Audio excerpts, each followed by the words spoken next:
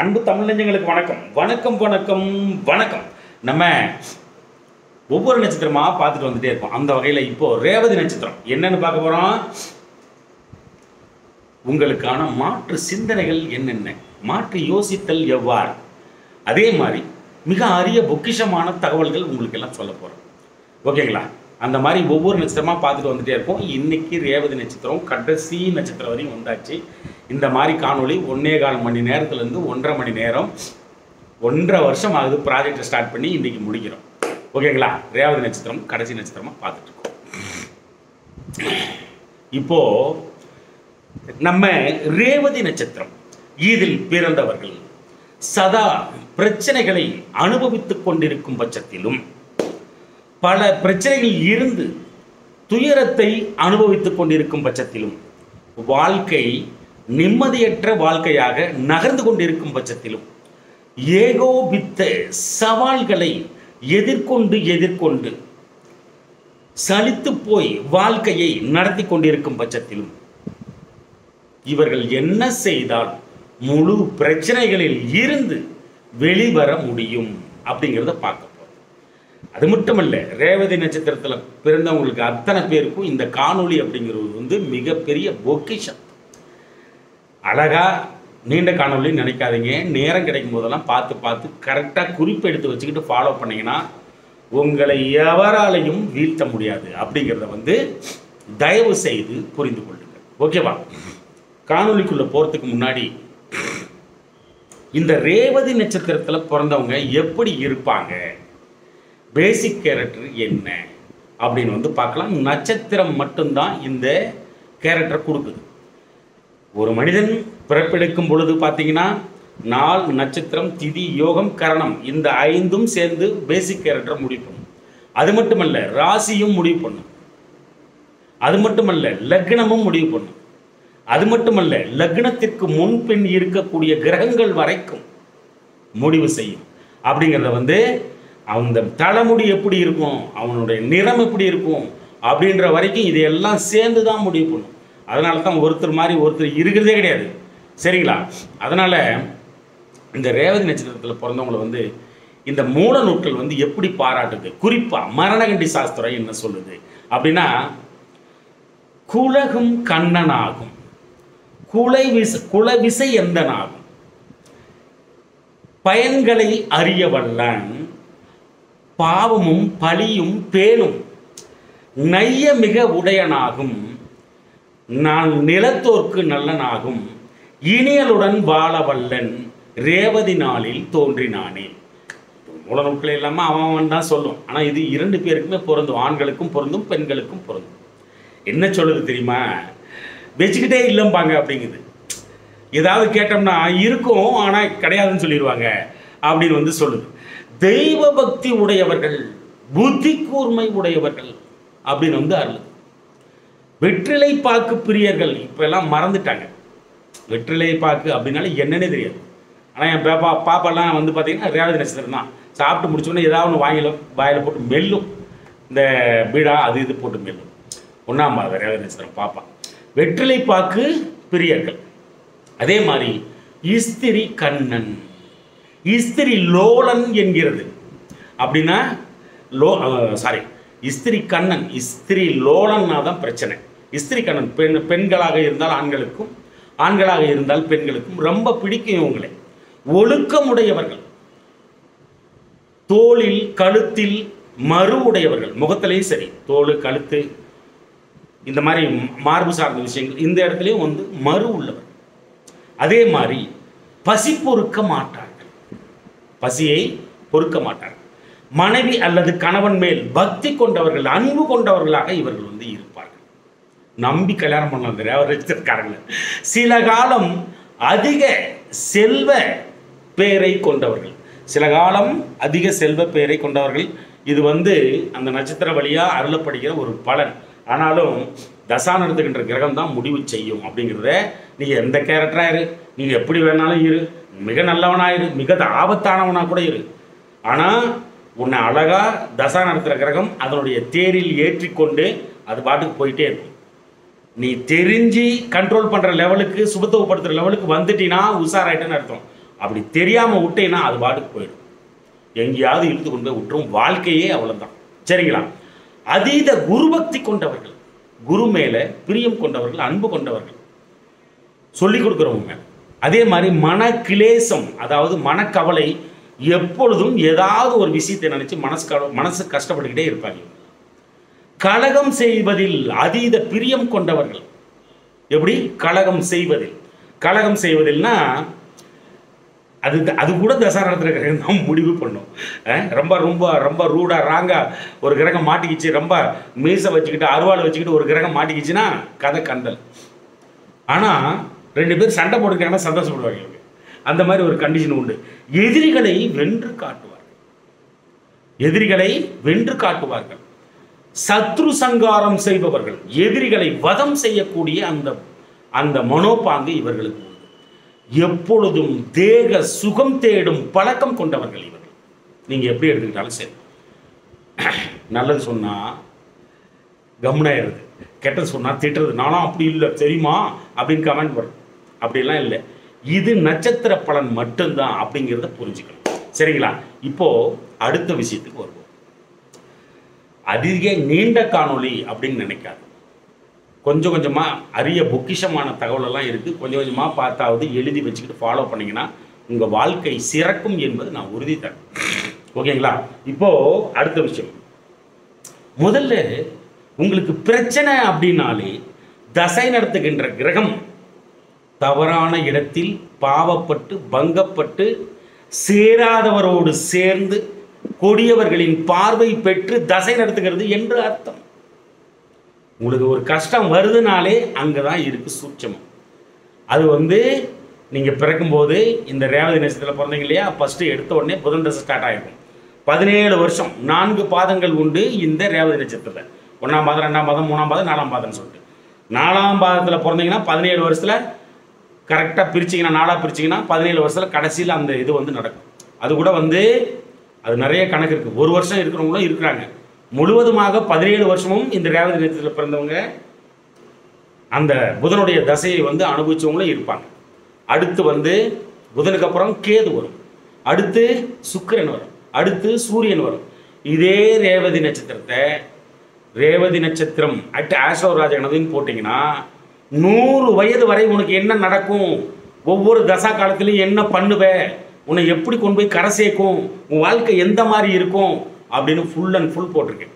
போய் பார்த்து அறிந்து தெரிந்து புரிந்து பயன்படுத்தி கொள்ளுங்கள் தமிழஞ்சங்களை. ரேவதி நட்சத்திரத்துக்கு இது 4வது வீடியோ. பேசிக் கேரக்டர் எப்படி இருக்கும், சீக்ரெட் எப்படி இருக்கும், ரேவதி நட்சத்திரத்தில் பிறந்தவங்களுக்கு அவங்களுடைய குணம் மனம் வாழ்க்கை எப்படி இருக்கும், 2வது. 3வது அழகா 100 வயது வரை இவங்களுக்கு என்னென்ன நடக்கும், 4வது காணொளி இந்த காணொளி மாற்று சிந்தனைகள் அப்படின்னு சொல்லிட்டு. சரிங்களா? அப்போ தசை நடத்துகின்ற கிரகம் ஆகச்சிறந்த ஒன்று. அந்த கிரகம் தசை நடத்துகின்ற கிரகம் நல்ல சுபத்துவத்தோடு, இந்த சுபத்துவம் பாவத்துவம்னு ஒரு கருத்து ஓடிட்டு இருக்குது பாரு. ஏன்பா அவங்க ஜோசியம் சொல்றவங்க எல்லாமே எல்லாத்துக்கும் கரெக்டாக சொல்லிடுறீங்களா? நீங்கள் ஒவ்வொருத்தரும் ஜோசிக்காரங்க எல்லாத்துக்கும் கரெக்டாக சொல்லிடுறீங்களா? பக்காவாக வந்துருதா உங்களுக்கு ப்ரிடிக்ஷன்? ஒவ்வொரு ஜோசியக்காரனையும் கேட்குறேன், உங்கள் ப்ரிடிக்ஷன் எல்லாம் ரொம்ப பக்காவாக எப்பயுமே ரொம்ப ப்ராம்ப்டாக இருந்துருச்சா? அது என்ன குருஜி ஐயா மட்டும் பிடிச்சி தாக்குன்னு தாக்குறது? அவர் வழியாக வந்த மொத்தமாக அந்த ஜோதிடத்திலே பார்த்தீங்கன்னா அவங்க அப்பா வரைக்கும் அப்பா தாத்தா வரைக்கும் பார்த்துருக்காங்கன்னு சொல்லி அருளப்படுகிறது. அப்புறம் என்ன போயிட்டு அவர் அதிலே ஊறி போயிருக்கிறார். அவருக்கு ஒரு சிஸ்டம் வச்சுருக்காரு, அது பிரகாரம் பார்க்குறாரு. அவங்கவுங்களுக்குன்னு ஒரு விஷயம் இருக்குது. அதை விட்டுட்டு அவரை குறை சொல்கிறது, அவர் ஆளுங்க இவரை குறை சொல்கிறது, வேணாம் சாமி மாறி போயிடு, ஏற்கனவே நீண்ட காட்டு. சரியா? இப்போ ஒரு கிரகம் சுபத்துவமாக தசை நடத்துகிறது என்று வைத்துக் கொள்வோம். ஆகச்சிறந்த சுபத்துவம் நன்மையை உங்களுக்கு அருளக்கூடிய நிலையில் இருந்து அழகா தசை நடத்துது அப்படின்னு நம்ம வச்சுப்போம். அழகா படிப்பு கொடுத்தது, ரொம்ப சுபத்துவமா தசை நடத்தும் பொழுது ஆகச்சிறந்த ஒழுக்கத்தை கொடுத்தோம். முதல்ல ஒழுக்கத்தை கொடுத்தோம், அதே மாதிரி நல்ல படிப்பை கொடுத்துரும். அந்த கிரகம் சுபத்துவமா தசை நடத்துச்சுன்னா கதையே வேற. நல்ல படிப்பை கொடுத்துரும், படிச்சு முடிச்சு அடுத்த செகண்ட் வேலையை கொடுத்து விடும், நல்ல தொழிலை கொடுத்து விடும். அந்த தொழில் நீடித்த வளர்ச்சியாக இருந்து கொண்டே இருக்கும்.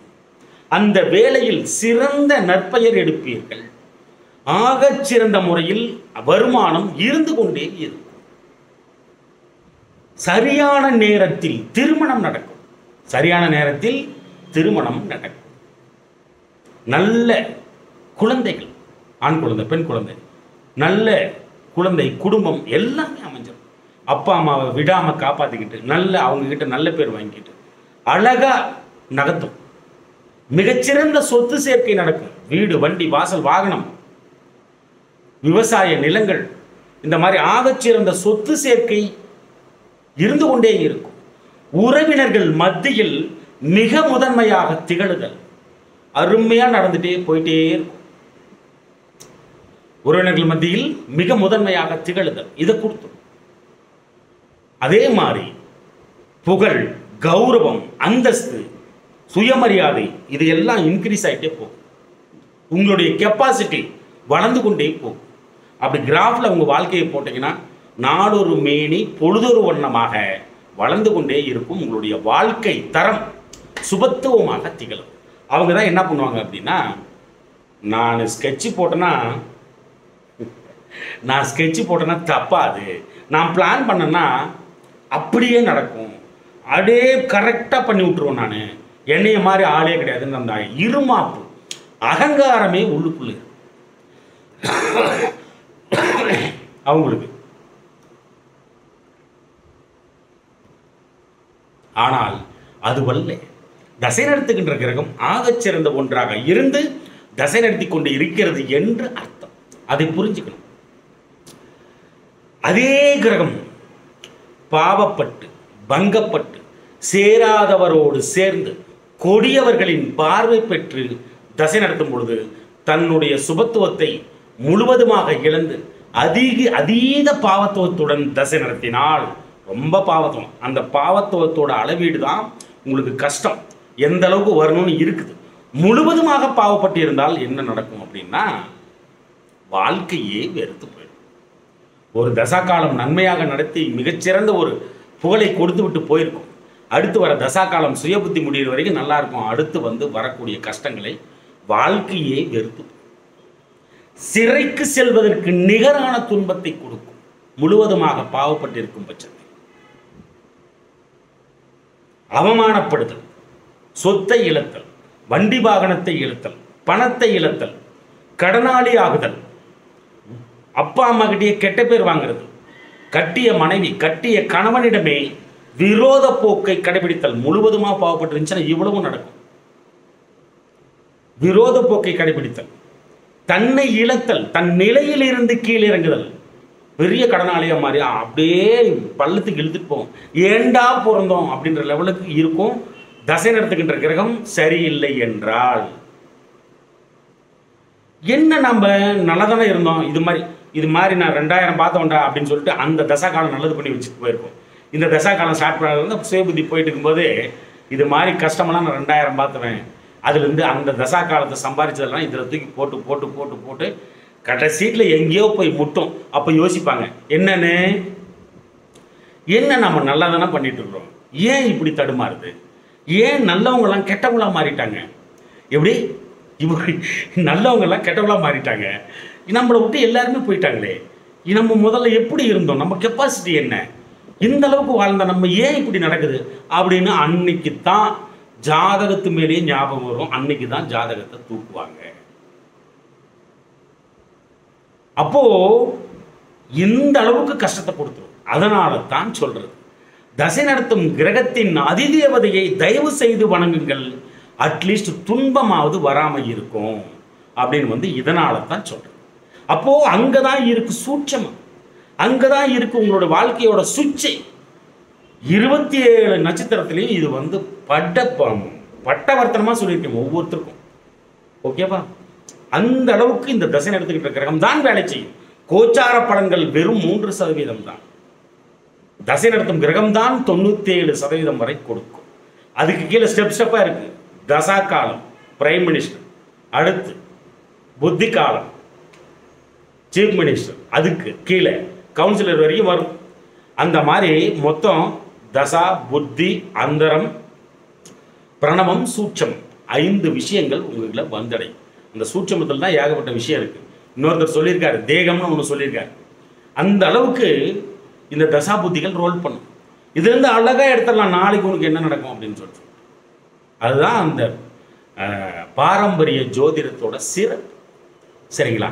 அப்போ அட்லீஸ்ட் இந்த தசா நடத்துகிற கிரகத்தின் அதிதேவதையை நீங்கள் வணங்கும் பட்சத்தில் துன்பம் வருவதாவது கம்மியாகும் அப்படிங்கிறத புரிஞ்சுக்கணும். சரிங்களா? அப்போ சப்போஸ் இப்போ சூரிய தசை நடக்குது, இந்த தசா காலம் ஃபுல்லாகவே சொல்லிட்டேன். இதில் ரேவதி நட்சத்திரம் 100 வயது வரை வாழும் வரை என்ன நடக்கும் அப்படிங்கிறது சொல்லிட்டேன். இருந்தாலும் சப்போஸ் சூரிய தசை நடக்குது அப்படின்னா 6 வருட காலம் நடக்கும். அந்த 6 வருட காலமும் இந்த மோதிர விரல்ல மாணிக்கம் கல் பதித்த மோதிரத்தை போட்டுக்கணும். ஞாயிற்றுக்கிழமை ஆச்சுன்னா அந்த அப்பனை தரிசனம் பண்ணிடணும். அழகா அந்த அப்பனுக்கு மாசத்துல ஒரு நாளோ 2 மாசத்துல ஒரு நாளோ கம்பல்சரி கோதுமையில் பதார்த்தம் பண்ணி படைச்சி பூஜித்து எல்லாருக்கும் பிரசாதமாக கொடுக்கணும். அந்த அளவுக்கு பண்ணால் தான் அந்த தசா காலம் உங்களை தூக்கி விடும். அட்லீஸ்ட் துன்பமாவது வராமல் இருக்கும். சரிங்களா? ஞாயிற்றுக்கிழமை ஆச்சுன்னா சிவனாலயத்தில் உள்ள ஓடிடணும். அந்த அப்பனை தலைமையில கையெடுத்து வணங்கிடும். இதை பண்ணீங்கன்னா ஜெயிச்சிடலாம். 6 வருஷத்தில் எத்தனை ஞாயிற்றுக்கிழமை வருதோ அத்தனை ஞாயிற்றுக்கிழமை பண்ணிட்டீங்கன்னா நீங்கள் புத்திசாலி. சந்திர தசை 10 வருஷ காலம். இந்த 10 வருஷ காலம் சந்திர தசையில் வந்து என்னன்னா, அழகா திங்கக்கிழமை ஆச்சுன்னா சிவனின் உடனுறை அம்மனாகிய பார்வதி அம்மன் தரிசனத்தை வந்து பண்ணிடணும். கையில் இந்த மோதிர விரல்ல வெள்ளியில் இந்த மாணிக்கன்னு சொன்னாலே அது தங்கத்தில் கூட போட்டுக்கலாம், வெள்ளியில் போடக்கூடாது. இந்த சந்திர தசையில் 10 வருஷ காலத்தில் இந்த மோதிர விரல்ல முத்து பதித்த மோதிரத்தை அணிந்து கொள்ளுதல் வேண்டும். 10 வருஷ காலமும் அது கழட்டக்கூடாது. அந்த அம்மா கிட்ட வச்சு வாங்கி தான் போட்டுக்கணும். வெண்பொங்கல் செஞ்சு அந்த அம்மாவுக்கு படைச்சு பூஜித்து எல்லாருக்கும் பிரசாதமாக கொடுக்கணும். திங்கட்கிழமை ஆச்சுன்னா சந்திச்சிடணும் அந்த அம்மாவை. சந்திர தசை நடக்கிறவங்களுக்கு. ஓகேங்களா? அடுத்து செவ்வாய் தசை நடக்குது. தமிழ் பெரும்பாட்டன் முருகனை கேட்டியாக பிடிச்சி அங்கே ரொம்ப சூட்சமாக இருக்குது. செவ்வாய் தசை 7 வருஷ காலம். அந்த 7 வருஷத்தில் எத்தனை செவ்வாய்க்கிழமை வருதோ அத்தனை செவ்வாய்க்கிழமையும் பக்கத்தில் இருக்கிற முருகனை தரிசனம் பண்ணிட்டீங்கன்னா மிகச்சிறந்த உன்னதமான பலன்கள் உங்களை வந்தடையும். பவளம் கல் பதித்த மோதிரத்தை இந்த மோதிர விரலில் போட்டுக்கலாம். அது தங்கத்தில் கூட போட்டுக்கலாம், தவறு கிடையாது. தங்கத்தில் போடலாம் பவளம் கல் பதித்த மோதிரத்தை. அப்புறம் ஒரு செவ்வாய்க்கிழமை 2 மாதத்தில் ஒரு நாளோ 3 மாதத்தில் ஒரு நாளோ அழகா துவரம் பருப்பில் பதார்த்தம் பண்ணி படைச்சி அந்த அப்பனுக்கு எல்லாருக்கும் பிரசாதமாக கொடுக்கலாம். அந்த செவ்வாய் தசை உங்களை காப்பாற்றும். ராகு தசை 18 வருட காலம். அப்போ அந்த 18 வருஷ காலம் என்ன பண்ணணும்? சனிக்கிழமை ஆச்சுன்னா ராகு காலத்தில் 9 மணி 9 to 10:30 மணிக்குள்ள பத்ரகாளி வழிபாடை செஞ்சால் மிகச்சிறந்த உயரத்துக்கு போயிடும். ராகு அப்படிங்கிறவரே வந்து கணிக்க முடியும். யாராலையும் அந்த அளவுக்கு கணிச்சு பர்ஃபெக்ஷனாக 100% அப்படின்றது வந்து அடிக்க முடியாது. ஆனால் ஒன்று ஏத்தனா மேலே ஏற்றி விட்டுரும், இறக்கனா கீழே இறக்கி விட்டுரும், பார்த்துக்குங்க. அப்போ ராகு தசை அப்படின்னாலே கம்பல்சரி பத்ரகாளி அம்மன் வழிபாட்டை செய்யணும். இந்த பாம்பு விரல்னு கூட சொல்லுவாங்க. இது சனி பகவானோட விரல். இந்த விரல்ல பாம்பு மோதிரத்தை போட்டுக்கலாம். இல்லைன்னா ஒரே நிமிஷம், அந்த கல் மறந்து போச்சு எனக்கு. ராகு தசை அப்போ 18 வருஷ காலம் தசை நடத்தும். அப்போ பத்ரகாளி அம்மனுக்கு ராகு காலத்தில் 9:10 வழிபாடு செய்யணும். சனிக்கிழமை பண்ணிங்கன்னா ரொம்ப ரொம்ப நல்லது. கருப்பு உளுந்துல வந்து பார்த்தீங்கன்னா வடை பண்ணி 2 மாதத்தில் ஒரு நாளோ மாதத்தில் ஒரு நாளோ அந்த அம்மாவுக்கு படைச்சி பூஜித்து எல்லாருக்கும் பிரசாதமாக கொடுக்கணும். கோமேதகம் கல் போட்டுக்கணும். பாம்பு மோதிரம் இல்லைன்னா கோமேதகம் கல்லை வந்து போட்டுக்கணும். 18 வருஷ காலத்தும் இதுதான் வழி நடத்தும். இங்கே தான் இருக்குது சூட்சமாக. இது கொடுக்க நினைச்சா கொடுத்துரும். சுபத்துவமாக மாற்றுறது உங்கள் கையில் தான் இருக்குது. இதெல்லாம் பண்ணீங்கன்னா சுபத்துவமாக மாறும். குரு தசை 16 வருஷ காலம். பிரகஸ்பதி எனும் குரு பகவான் தட்சிணாமூர்த்தியை வணங்கலாம். வியாழக்கிழமையாச்சும் நான் உஷார் ஆயிடணும். அழகா சிவனாலயத்தில் உள்ள தட்சிணாமூர்த்தி முன்னாடி மண்டி போட்டு வணங்கணும். இந்த விரல்ல கோல்டில் ரிங்கு போட்டுக்கலாம். இதில் மஞ்சள் புஷ்பராகம் கல்பதித்த மோதிரத்தையும் போட்டுக்கலாம். பதிக்காமலையும் போடலாம், கோல்டு போட்டால் கூட போதும். 16 வருட காலம் அந்த அப்பனுக்கு ஏதாவது ஒரு மாதத்தில் ஒரு நாள் வியாழக்கிழமை அன்னைக்கு கொண்ட கடலையில் பதார்த்தம் பண்ணி படைச்சி பூஜித்து எல்லாருக்கும் பிரசாதமாக கொடுங்க. உங்கள் வாழ்க்கை தரம் உயரும். சனி தசை 19 வருட காலம்.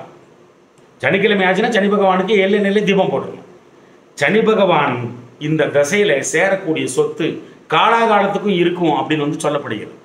அதனால் சனிக்கிழமை ஆச்சுன்னா சனிக்கிழமையில் சனி பகவானோட ஆளுமை மிக அதிகமாக இருக்கும், மற்ற நாட்களில் கம்மியாக இருக்கும். சனி ஓரையில் மற்ற நாட்கள் சனி ஓரையில் கொஞ்சம் அந்த கதிர்வீச்சுன்னா ரொம்ப நாள் ஆங்கா இருக்கார் இல்லையா, அதனால் சனிக்கிழமை தான் ஆகச்சிறந்த ஒன்று.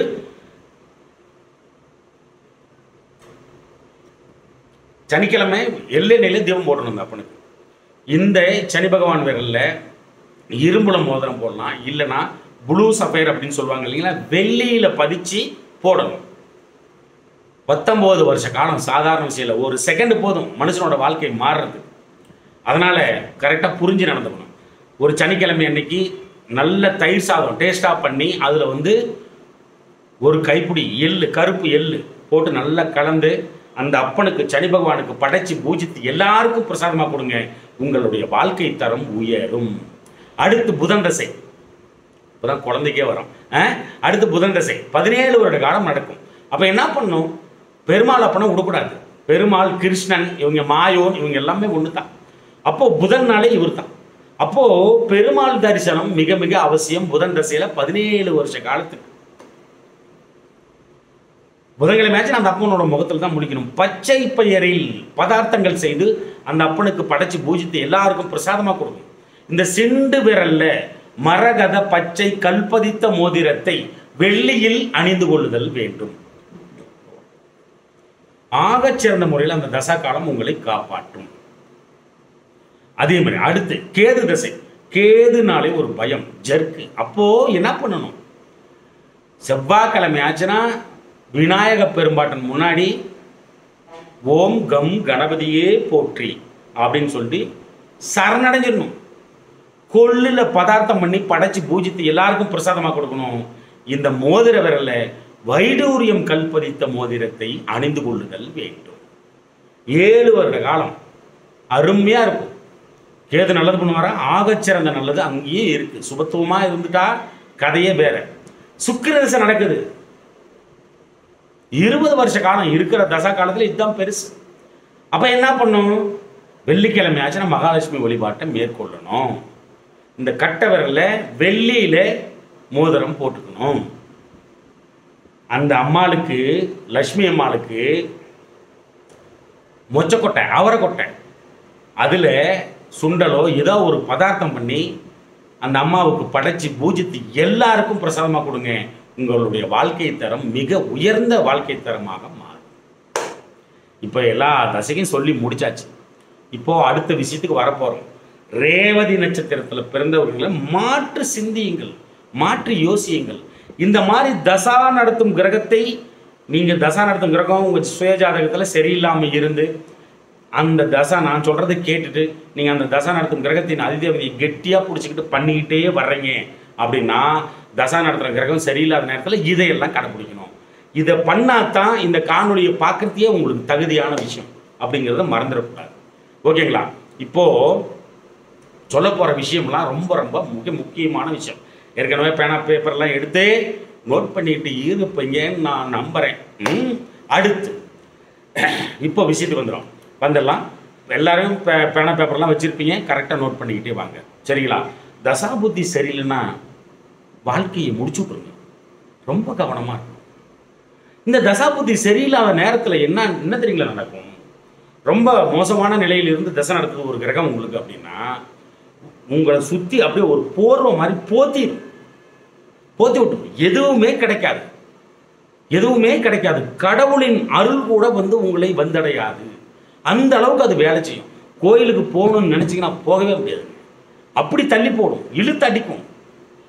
அப்போது அந்த மாதிரி நேரத்தில் ரேவதி பிறந்திருக்கீங்க இல்லையா, ஆயில்யம் கேட்டை ரேவதி. இந்த ரேவதி நட்சத்திரம் வர அன்னைக்கு இது ஜென்ம நட்சத்திரம் ரேவதி, அணுஜென்மம் ஆயில்யம், திரிஜென்மம் கேட்டை. அப்போது இந்த 3 நட்சத்திரம் வரக்கூடிய அன்னைக்கு கோயிலுக்கு போனீங்கன்னா தான் உங்களுக்கு கொஞ்சமாவது அருள் கிடைக்கும் அப்படிங்கிறத புரிஞ்சுங்க. உங்கள் பேரை சொல்லி நட்சத்திரம் சொல்லி அர்ச்சனை பண்ணிங்கன்னா கொஞ்சமான உங்களுக்கு அந்த கடவுள் அனுகிரகம் கிடைக்குது. அப்படின்னா தசா நடத்துகிற கிரகம் சரியில்லாத நேரங்களில் உங்களுக்கு கொஞ்சமானா கிடைக்கணும்னா உங்கள் ஜென்ம நட்சத்திரம், அணுஜென்ம நட்சத்திரம், திரிஜென்ம நட்சத்திரம், ரேவதி, ஆயில்யம், கேட்டை, இந்த நாட்கள் வரக்கூடிய நாட்களில் தான் நீங்கள் வேண்டணும். அந்த மாதிரி வேணுனீங்கன்னா பர்ஃபெக்ஷனாக உங்களை வந்தடையும். இது எல்லாம் நல்ல கிரகம் நடத்தினாலும் சரி, இல்லை மோசமான நிலையில் இருந்து தசை நடத்துகிற கிரகமாக இருந்தாலும் சரி, இந்த பாயிண்ட் வந்து ஒர்க் அவுட் ஆகும். எப்பயுமே ஜென்ம நட்சத்திரம், அணுஜென்ம நட்சத்திரம், திரிஜென்ம நட்சத்திரத்தில் நீங்கள் கோயிலுக்கு போயிட்டீங்கன்னா உங்கள் வாழ்க்கை சிறக்க ஆரம்பிச்சிடும். எழுதிக்கிட்டீங்களா? அடுத்து இதுவும் அப்படிதான்.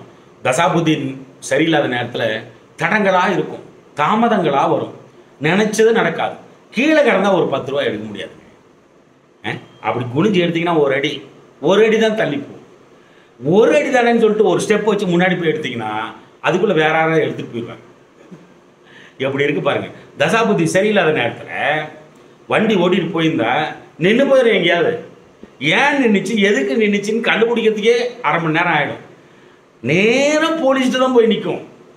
வா ரசா மாட்டிக்கோ அப்படின்னு சொல்லி டபக்குன்னு பிடிச்சிக்குவார் அவர். தசாபுத்திகள் நன்றாக இருக்கும் பட்சத்தில் நீ போலீஸ் பக்கமே போய் நின்னா கூட இங்கெல்லாம் நிற்கக்கூடாது, போ போ போ. இதுதான் நடக்கும். புரிஞ்சிருக்குன்னு நினைக்கிறேன். அப்போது தசாபுத்தி சரியில்லை, ரொம்ப கஷ்டப்படுறீங்க. அப்படிங்கிற நேரத்தில் ஒரு காரியத்தை பண்ணுறீங்க, ஒரு காரியம் பண்ணணும், ஒரு நல்ல செயலை செய்தல் வேண்டும். இப்படின்னா 2வது நட்சத்திரம் அஸ்வினி மகம் மூலம். இந்த நட்சத்திரம் சம்பத்து நட்சத்திரம் என்று அருளப்படுகிறது. அப்போ இந்த அஸ்வினி மகம் மூலம் இது வரக்கூடிய நாட்களில் உங்களுக்கு சாதகமான பலன்கள் நடக்கும். நம்பி செய்யலாம். தசாபுத்தி சரியில்லை, ரொம்ப கஷ்டமா இருக்கு, இதை செய்யணும் அப்படின்னா இந்த நட்சத்திர காலங்களில் நீங்க வந்து ஸ்டார்ட் பண்ணீங்கன்னா அது இப்போ வந்து நன்மையை செய்தோ இல்லையோ, நல்ல தசா காலங்கள் வரும் பொழுது உங்களுக்கு 1000 மடங்கு நன்மையை பண்ணிடும். உங்களை விட்டு போகாது நீங்கள் செய்யக்கூடிய காரியம். வேறு நட்சத்திரத்தில் பண்ணீங்கன்னா மாட்டிப்பீங்க, விட்டு போயிடும், தடங்களாகி அது வந்து மறந்துடுவீங்க. ஆனால் இந்த நட்சத்திரம் இதில் செஞ்சீங்கன்னா உங்கள் கூடியே தொத்திக்கிட்டு வரும். நல்ல தசாபுத்தி காலங்கள் வரும் பொழுது மிகப்பெரிய உச்சத்துக்கு இழுத்து விட்டுரும். அப்போது நமக்கு ஏற்கனவே கஷ்டப்படுறோம் அப்படிங்கிற பட்சத்தில் இந்த சம்பத்து நட்சத்திரங்கள், அதாவது அஸ்வினி மகம் மூலம் இந்த நட்சத்திரங்கள் வரும் பொழுது நீங்கள் வந்து ஒரு நல்ல காரியத்தை தொடங்குறது, ஒரு நல்ல விஷயத்தை வந்து செய்கிறது, மிகச்சிறந்த உன்னதமான பலன்கள் உங்களுக்கு கிடைக்கும். அடுத்து விபத்து நட்சத்திரம் தான். எது? விபத்து நட்சத்திரம் தான். விபத்து நட்சத்திரம் என்ன? பரணி, பூரம், பூராடம். இது வந்து விபத்து நட்சத்திரமா அருளப்படுகிறது. ஜென்ம விபத்து பரணி, அணுஜென்ம விபத்து பூரம், திரிஜென்ம விபத்து பூராடம். இந்த நட்சத்திரம் வரும் நாட்கள் ரொம்ப கவனமாக இருக்கணும். வண்டி ஓட்டுறதுலையும் சரி, அடுத்து உங்களை பார்க்க போகிறது, ஏதாவது ஒரு விஷயம் செய்கிறதுனாலும் சரி, தள்ளி போட்டுறது நல்லது. உங்களை சும்மா இருக்க சொல்லலை, ஆனால் சும்மா இருக்கிறது இந்த நட்சத்திரத்தில் சுகம் தரும். பார்த்து யோசித்து பண்ணணும். அடுத்த நாள் தள்ளி போடுறதுல ஒன்றும் ஆயிட போகிறதில்ல. அடுத்த நாள் என்ன நட்சத்திரம் வரும்? சேம நட்சத்திரம், 4வது நட்சத்திரம். ஓகேங்களா? இந்த பரணி, பூரம், பூராடம் இதில் வந்து உங்கள் ஆக்டிவிட்டீஸ் வந்து கம்மி பண்ணுங்கள். முக்கியமான காரியங்களை தள்ளி போடுங்க. அடுத்து ஜென்ம சேம நட்சத்திரம்னா கார்த்திகை, உத்திரம், உத்திராடம் நட்சத்திரம். கார்த்திகை ஜென்மம், ஜென்ம சேமம். உத்திரம் அணுஜென்ம சேமம். உத்திராடம் திரிஜென்ம சேமம். இந்த நட்சத்திரங்கள் வரும்பொழுது உங்களுக்கு சாதகமான பலன்களை தரும். இதில் வந்து என்ன வேணாலும் செய்யலாம். ஒரு ஃப்ரெண்ட்ஷிப் மாதிரி ரொம்ப உங்களுக்கு வந்து மோசமான அருளாது, நல்லா இருக்கும் இந்த நட்சத்திரத்தில் நீங்கள் வந்து செஞ்சீங்கன்னா. அப்போது கார்த்திகை, உத்திரம், உத்திராடம் வரக்கூடிய நாட்கள் உங்களுக்கு சாதகமாக திகழும். நல்லா தைரியமாக செய்யலாம் நிறைய விஷயங்கள். ஏதாவது வந்து தொடங்கணும் பண்ணணும் அப்படின்னா இந்த நட்சத்திரத்தை தொடங்கினீங்கன்னா உங்களை விட்டு போகாது, உங்களுக்கு நன்மையை கொடுக்கும். அதே மாதிரி ஜென்ம பிரத்யேக நட்சத்திரம்னா 5வது நட்சத்திரம்.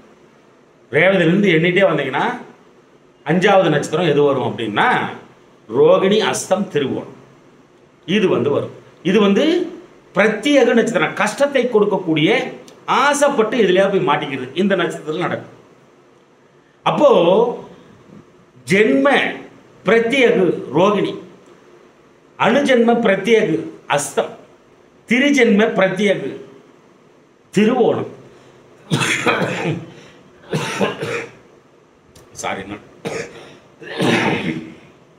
சாரி நல்லா சளி பிடிச்சிட்டு ஒரே இந்த நட்சத்திர நாட்கள், பிரத்யேக நட்சத்திர நாட்கள் ஒதுக்கி வைக்கிறது நல்லது. அடுத்த நாளைக்கு தள்ளி போடுங்க. ஆகச் சிறந்த நட்சத்திரம் அடுத்த நாள் சாதக நட்சத்திரம், 6வது நட்சத்திரம் வரும். ஒரு சின்ன அப்படி ஒரு தள்ளி போட்டு நட்சத்திரம் ஸ்டார்ட் ஆன உடனே நீங்க வந்து ஸ்டார்ட் பண்ணலாம். நல்ல காரியமெல்லாம் செய்யலாம் சாதக நட்சத்திரத்தில். சாதக நட்சத்திரம் என்னென்ன? மிருகசீரிடம், சித்திரை, அவிட்டம், செவ்வாய் பகவானோட நட்சத்திரங்கள். அப்போ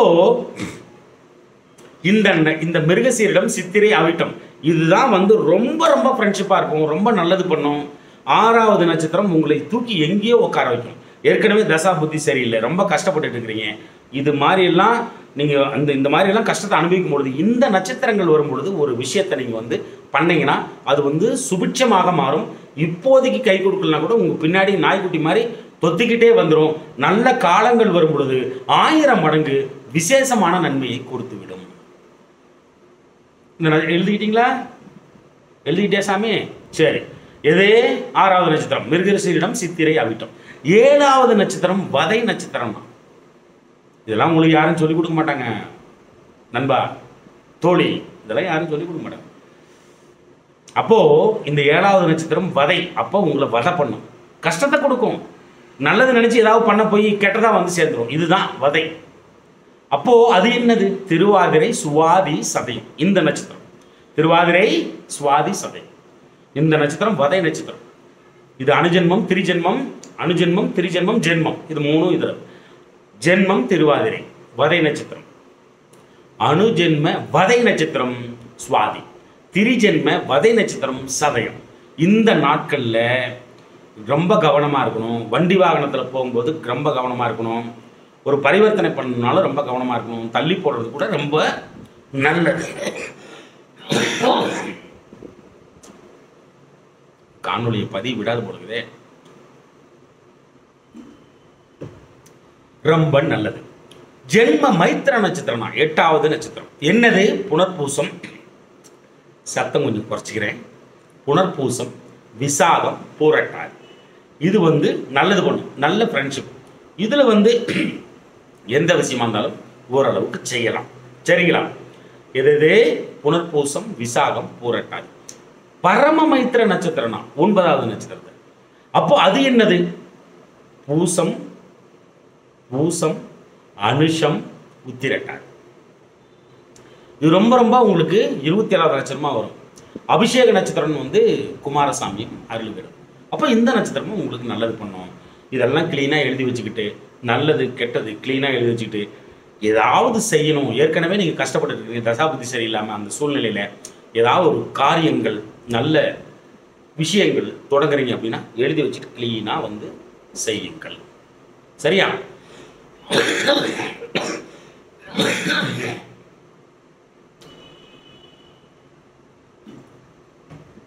இனிமேல் இருமல் வராதுன்னு நினைக்கிறேன், கொஞ்சம் கொடுத்துங்க.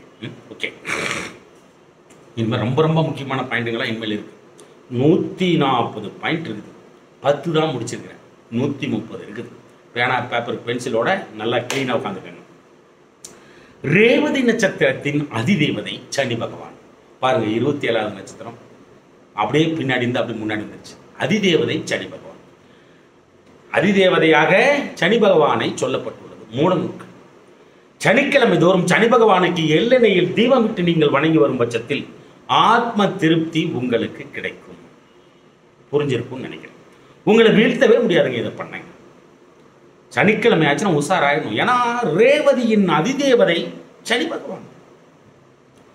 சனி பகவான் மாதிரி ஒரு நல்ல மனுஷன் உலகத்திலே கிடைக்க மாட்டான். உண்மையான பாசம், அன்பு, காதல் அவர்கிட்ட தான் இருக்கு. என்னடா சொல்ற? உண்மை தான். ஆகச்சிறந்த உலக நீதிமான், மிகச்சிறந்த உழைப்புக்கு அவரே அதிபதி, ஆயுள்காரகன், ஆயுளுக்கு அவர்தான் காரகன். இந்த மாதிரி நிறைய சொல்லலாம். கர்ண பரம்பரையை சார்ந்தவர், சூரியனின் மகன், கர்ணனுக்கு அண்ணன். அப்பேற்பட்ட தெய்வம் வந்து உங்களுக்கு அதிதேவதை. சிவனை நோக்கி 300 வருடம் தவம் இருந்து ஈஸ்வர பட்டம் பெற்ற மகான் இந்த சனி பகவான். எல்லாம் சனி பகவானை தப்பு தப்பா சொல்லி சொல்லி ஏகப்பட்ட கூட்டம் பிழைக்குது. அதனால சனி பகவானுக்கு சனிக்கிழமை தோறும் எள்ளெண்ணெயில் தீபமிட்டால் உங்களை வீழ்த்தவே முடியாது. இந்த ரேவதி நட்சத்திரக்காரங்களே, பெண் யானை யோனியாக அருளப்படுகிறது, மிருகமாக சொல்லப்பட்டுள்ளது. இந்த பெண் யானை, அதாவது குட்டியோட இருக்கிற யானை வளர்க்கலாம், உணவு கொடுக்கலாம் அம்மாவுக்கும் அந்த இதுக்கும். ஏடா யானையை வளர்க்க சொல்கிறேன் அப்படின்லாம் கேட்காதீங்க, சொல்கிறேன். கேரளாலலாம் வளர்க்குறாங்கல்ல. அப்போது இருமல் வருது, கோச்சிக்காதீங்க, கொஞ்சம் முடிச்சிடறேன் இந்த காணொலியை. இந்த இருமலுக்காகவும் உடம்பு சரியில்லாமல் போயும் தள்ளி தள்ளி தள்ளி போன காணொலிக்கு இந்த காணொலிக்கும் 11வது நாள் இன்னைக்கு கேப். எப்படியானா முடிச்சிடணும் அப்படின்னு தான் உட்காந்து பேசிட்டேன். அடுத்த ப்ராஜெக்ட் ஸ்டார்ட் பண்ணும்ல, அடுத்த ப்ராஜெக்ட் திருமணம், கணவன் மனைவி, இந்த உறவு எப்படி இருக்கும், 100 வயசு வரை எப்படி வாழ்வாங்க, அது வந்து இருக்குது. அஸ்வினி நட்சத்திரத்தில் ஸ்டார்ட் பண்ணுறேன், ஓகேங்களா? அது அப்புறம் பார்த்துக்கலாம். அடுத்த ப்ராஜெக்ட் இதே இந்த காணொலியை கடைசி வரையும் எடுத்து பாருங்கள். 27 நட்சத்திரத்துக்கும் 1.5 வருஷம் ஆகுது, இப்போ தான் முடிக்க முடியுது. ஏன்னா 1.5 மணி நேர காணொலி, இதுக்கு ப்ரிப்பேர் பண்ணுறதே 2-3 நாள் ஆகும், ஓகேங்களா? எல்லாம் எழுதி வச்சுக்கிட்டு பண்ணாதான் உண்டு. இப்போ எழுதி வச்சு பண்ணால் மட்டும்தான் உண்டு. இல்லைனா ஏதாவது ஒரு பாயிண்ட் மறந்தால் கூட நீங்கள் உங்களுக்கு சொல்லித்தர முடியாது, என்னால் வீணாக போயிடும். நம்ம நிறைய பேசுகிறோம் பாருங்கள், இது மாதிரி இடையில மறந்துடும் அடுத்த பாயிண்ட். அதனால தான் க்ளீனாக ப்ரிப்பேர் பண்ணி வச்சுக்கிட்டு உங்ககிட்ட பேசுறது. பெண் யானை உங்களுக்கு மிருகமாக சொல்லப்பட்டுள்ளது ரேவதிக்கு. அப்போ இந்த பெண் யானைக்கு உணவு கொடுக்கலாம். பெண் குட்டியோட இருக்கிற யானையை படமா போட்டு உங்களுடைய பார்வையில் அடிக்கடி படும்படி வைத்துக்கொள்ளும். ஆகச்சிறந்த நன்மை உங்களுக்கு வரும். இந்த படம் போட்டு வச்சுக்கிறது தொழில் செய்கிற இடத்துலையும் வச்சுக்கலாம், இல்லைன்னா குட்டியோட இருக்கிற யானை பொம்மையை கூட வாங்கி வச்சுக்கலாம், தொழில் செய்கிற இடத்துல கூட வச்சுக்கலாம். படமாக போட்டு வைத்துக் கொள்ளும் பொழுது அடிக்கடி பார்வையில் இந்த பொம்மைகள் விழுந்துக்கிட்டே இருக்கும் பொழுது அப்படியே காலப்போக்கில் இயல்பாக மாதிரி அதை மறந்தே போயிடும். அது வேறு விஷயம், நம்ம தான் திரும்ப திரும்ப ஞாபகப்படுத்திக்கணும், ஓகேவா? ஏன்னா தசாநடத்தில் இருக்கிற எதையுமே விடாது. அப்போது அந்த வைப்ரேஷன் எப்படி இருக்கும் அப்படின்னா, உங்கள் மனது சமச்சீராக இருக்கும். இதை வந்து படமாக போட்டு வச்சுக்கோ அப்படின்னு சொன்னாலே இதுக்காக தான், ஓகேங்களா? அதை வந்து புரிஞ்சுக்கணும் நீங்கள். அப்போது உங்களுடைய மனது சமச்சீராக எப்பொழுதும் இருக்கும், ஏற்ற இறக்கங்கள் இருக்காது இந்த வைப்ரேஷன் பார்த்துக்கிட்டே இருக்கும்போது. அப்போது முடிவெடுக்கும் பொழுது சரியான முடிவை நீங்கள் எடுக்க உதவி செய்யும் அப்படிங்கிறதையும் புரிஞ்சுக்கணும். இலுப்பை மரம் உங்களுக்கு விருட்சமாக சொல்லப்பட்டுள்ளது. இலுப்பை அப்படின்னு போட்டீங்கன்னா வந்துடும். இதை வந்து வீட்டு பக்கத்தில் நட்டு வச்சு வளர்க்கலாம், குலதெய்வ ஆலயத்தில் நட்டு வச்சு வளர்க்கலாம், அப்புறம் பெருமாள் ஆலயத்தில் நட்டு வச்சு வளர்க்கலாம், சனி பகவானோட ஆலயத்தில் நட்டு வச்சு வளர்க்கலாம். இலுப்பை மரத்தை என்ன நடக்கும்?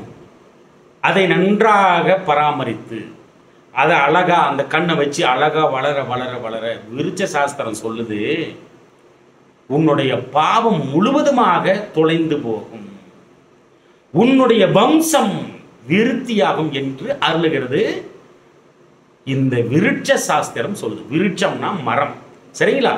இந்த அளவுக்கு சொல்லுது விருட்ச சாஸ்திர போதனை. அதே மாதிரி தோணி அப்படிம்பாங்க இல்லையா, அப்புறம் தோழன் அப்படிம்பாங்க இல்லையா, சாரி தேன் வருது இல்லையா, தேன் அந்த தேவும் அப்படிங்கிற தோழன் அப்படிங்கிற அந்த தோவும் சாமுண்டின்னு போடுறாங்க இல்லையா, கால் வச்சு அந்த சாவும் சிவன்மதி அப்படின்னு வருது இல்லையா, இந்த இந்த 4 எழுத்துக்களில் தொடங்கும் ஊர்கள், கிராமங்கள், நகரங்கள், தேசங்கள் உங்களின் ஆளுமைக்கு உட்பட்டவையாகும் என்பதை நீங்கள் தயவு செய்து புரிந்து கொள்ளுதல் வேண்டும். ரேவதி நட்சத்திரம், சரியா? அப்போ இந்த இடங்களெல்லாம் நீங்க ஏற்கனவே நீங்க வந்து நல்லா வாழ்ந்து ஒரு கட்டத்தில் அருமையா இருந்திருப்பீங்க. இந்த எழுத்துல தான் அது இருந்திருக்கும். அந்த ஊர் யோசிச்சு பார்த்தீங்கன்னா டக்குன்னு புரியும், ஓகேவா? அப்போ இதெல்லாம் வந்து ஆளுமைக்கு உட்பட்ட இடங்கள் அப்படிங்கிறத புரிஞ்சுக்கணும். அப்புறம் உள்ளங்கால் இருக்கு இல்லையா, உள்ளங்கால் அது ரேவதி, அது வந்து ரேவதி.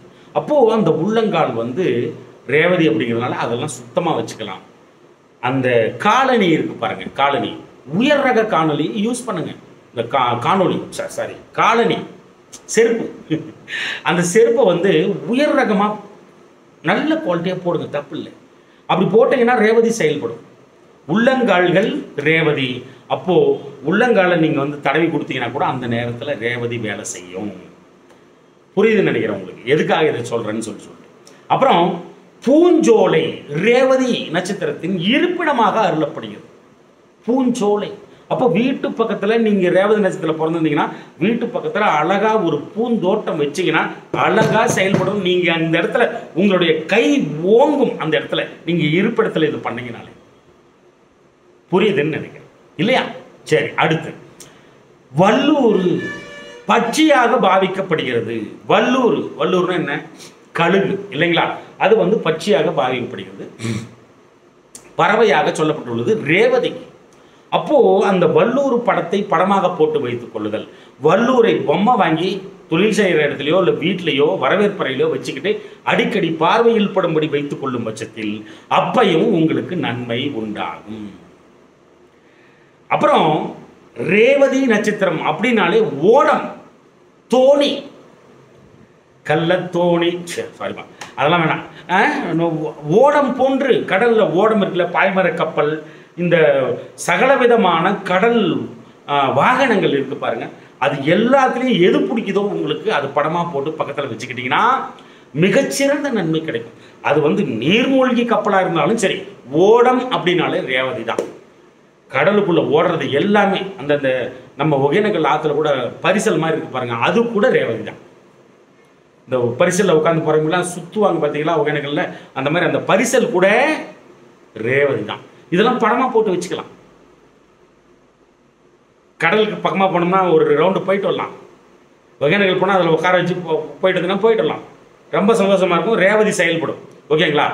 அப்புறம் மிக முக்கியமான விஷயம் என்ன அப்படின்னா மகம் நட்சத்திரம்.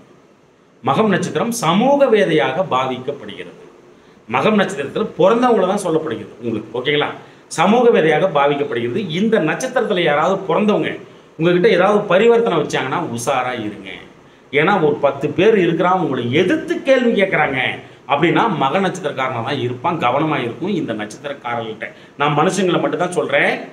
மற்ற நட்சத்திரம் நீங்கள் ஃபஸ்ட்டு அந்த அந்த 1 2 3ன்னு சொல்லிட்டு வந்தீங்க இல்லையா, அது வந்து வேற, இது வந்து வேற. மகம் அப்படின்னாலே கவனமாயிடணும் நீங்கள்.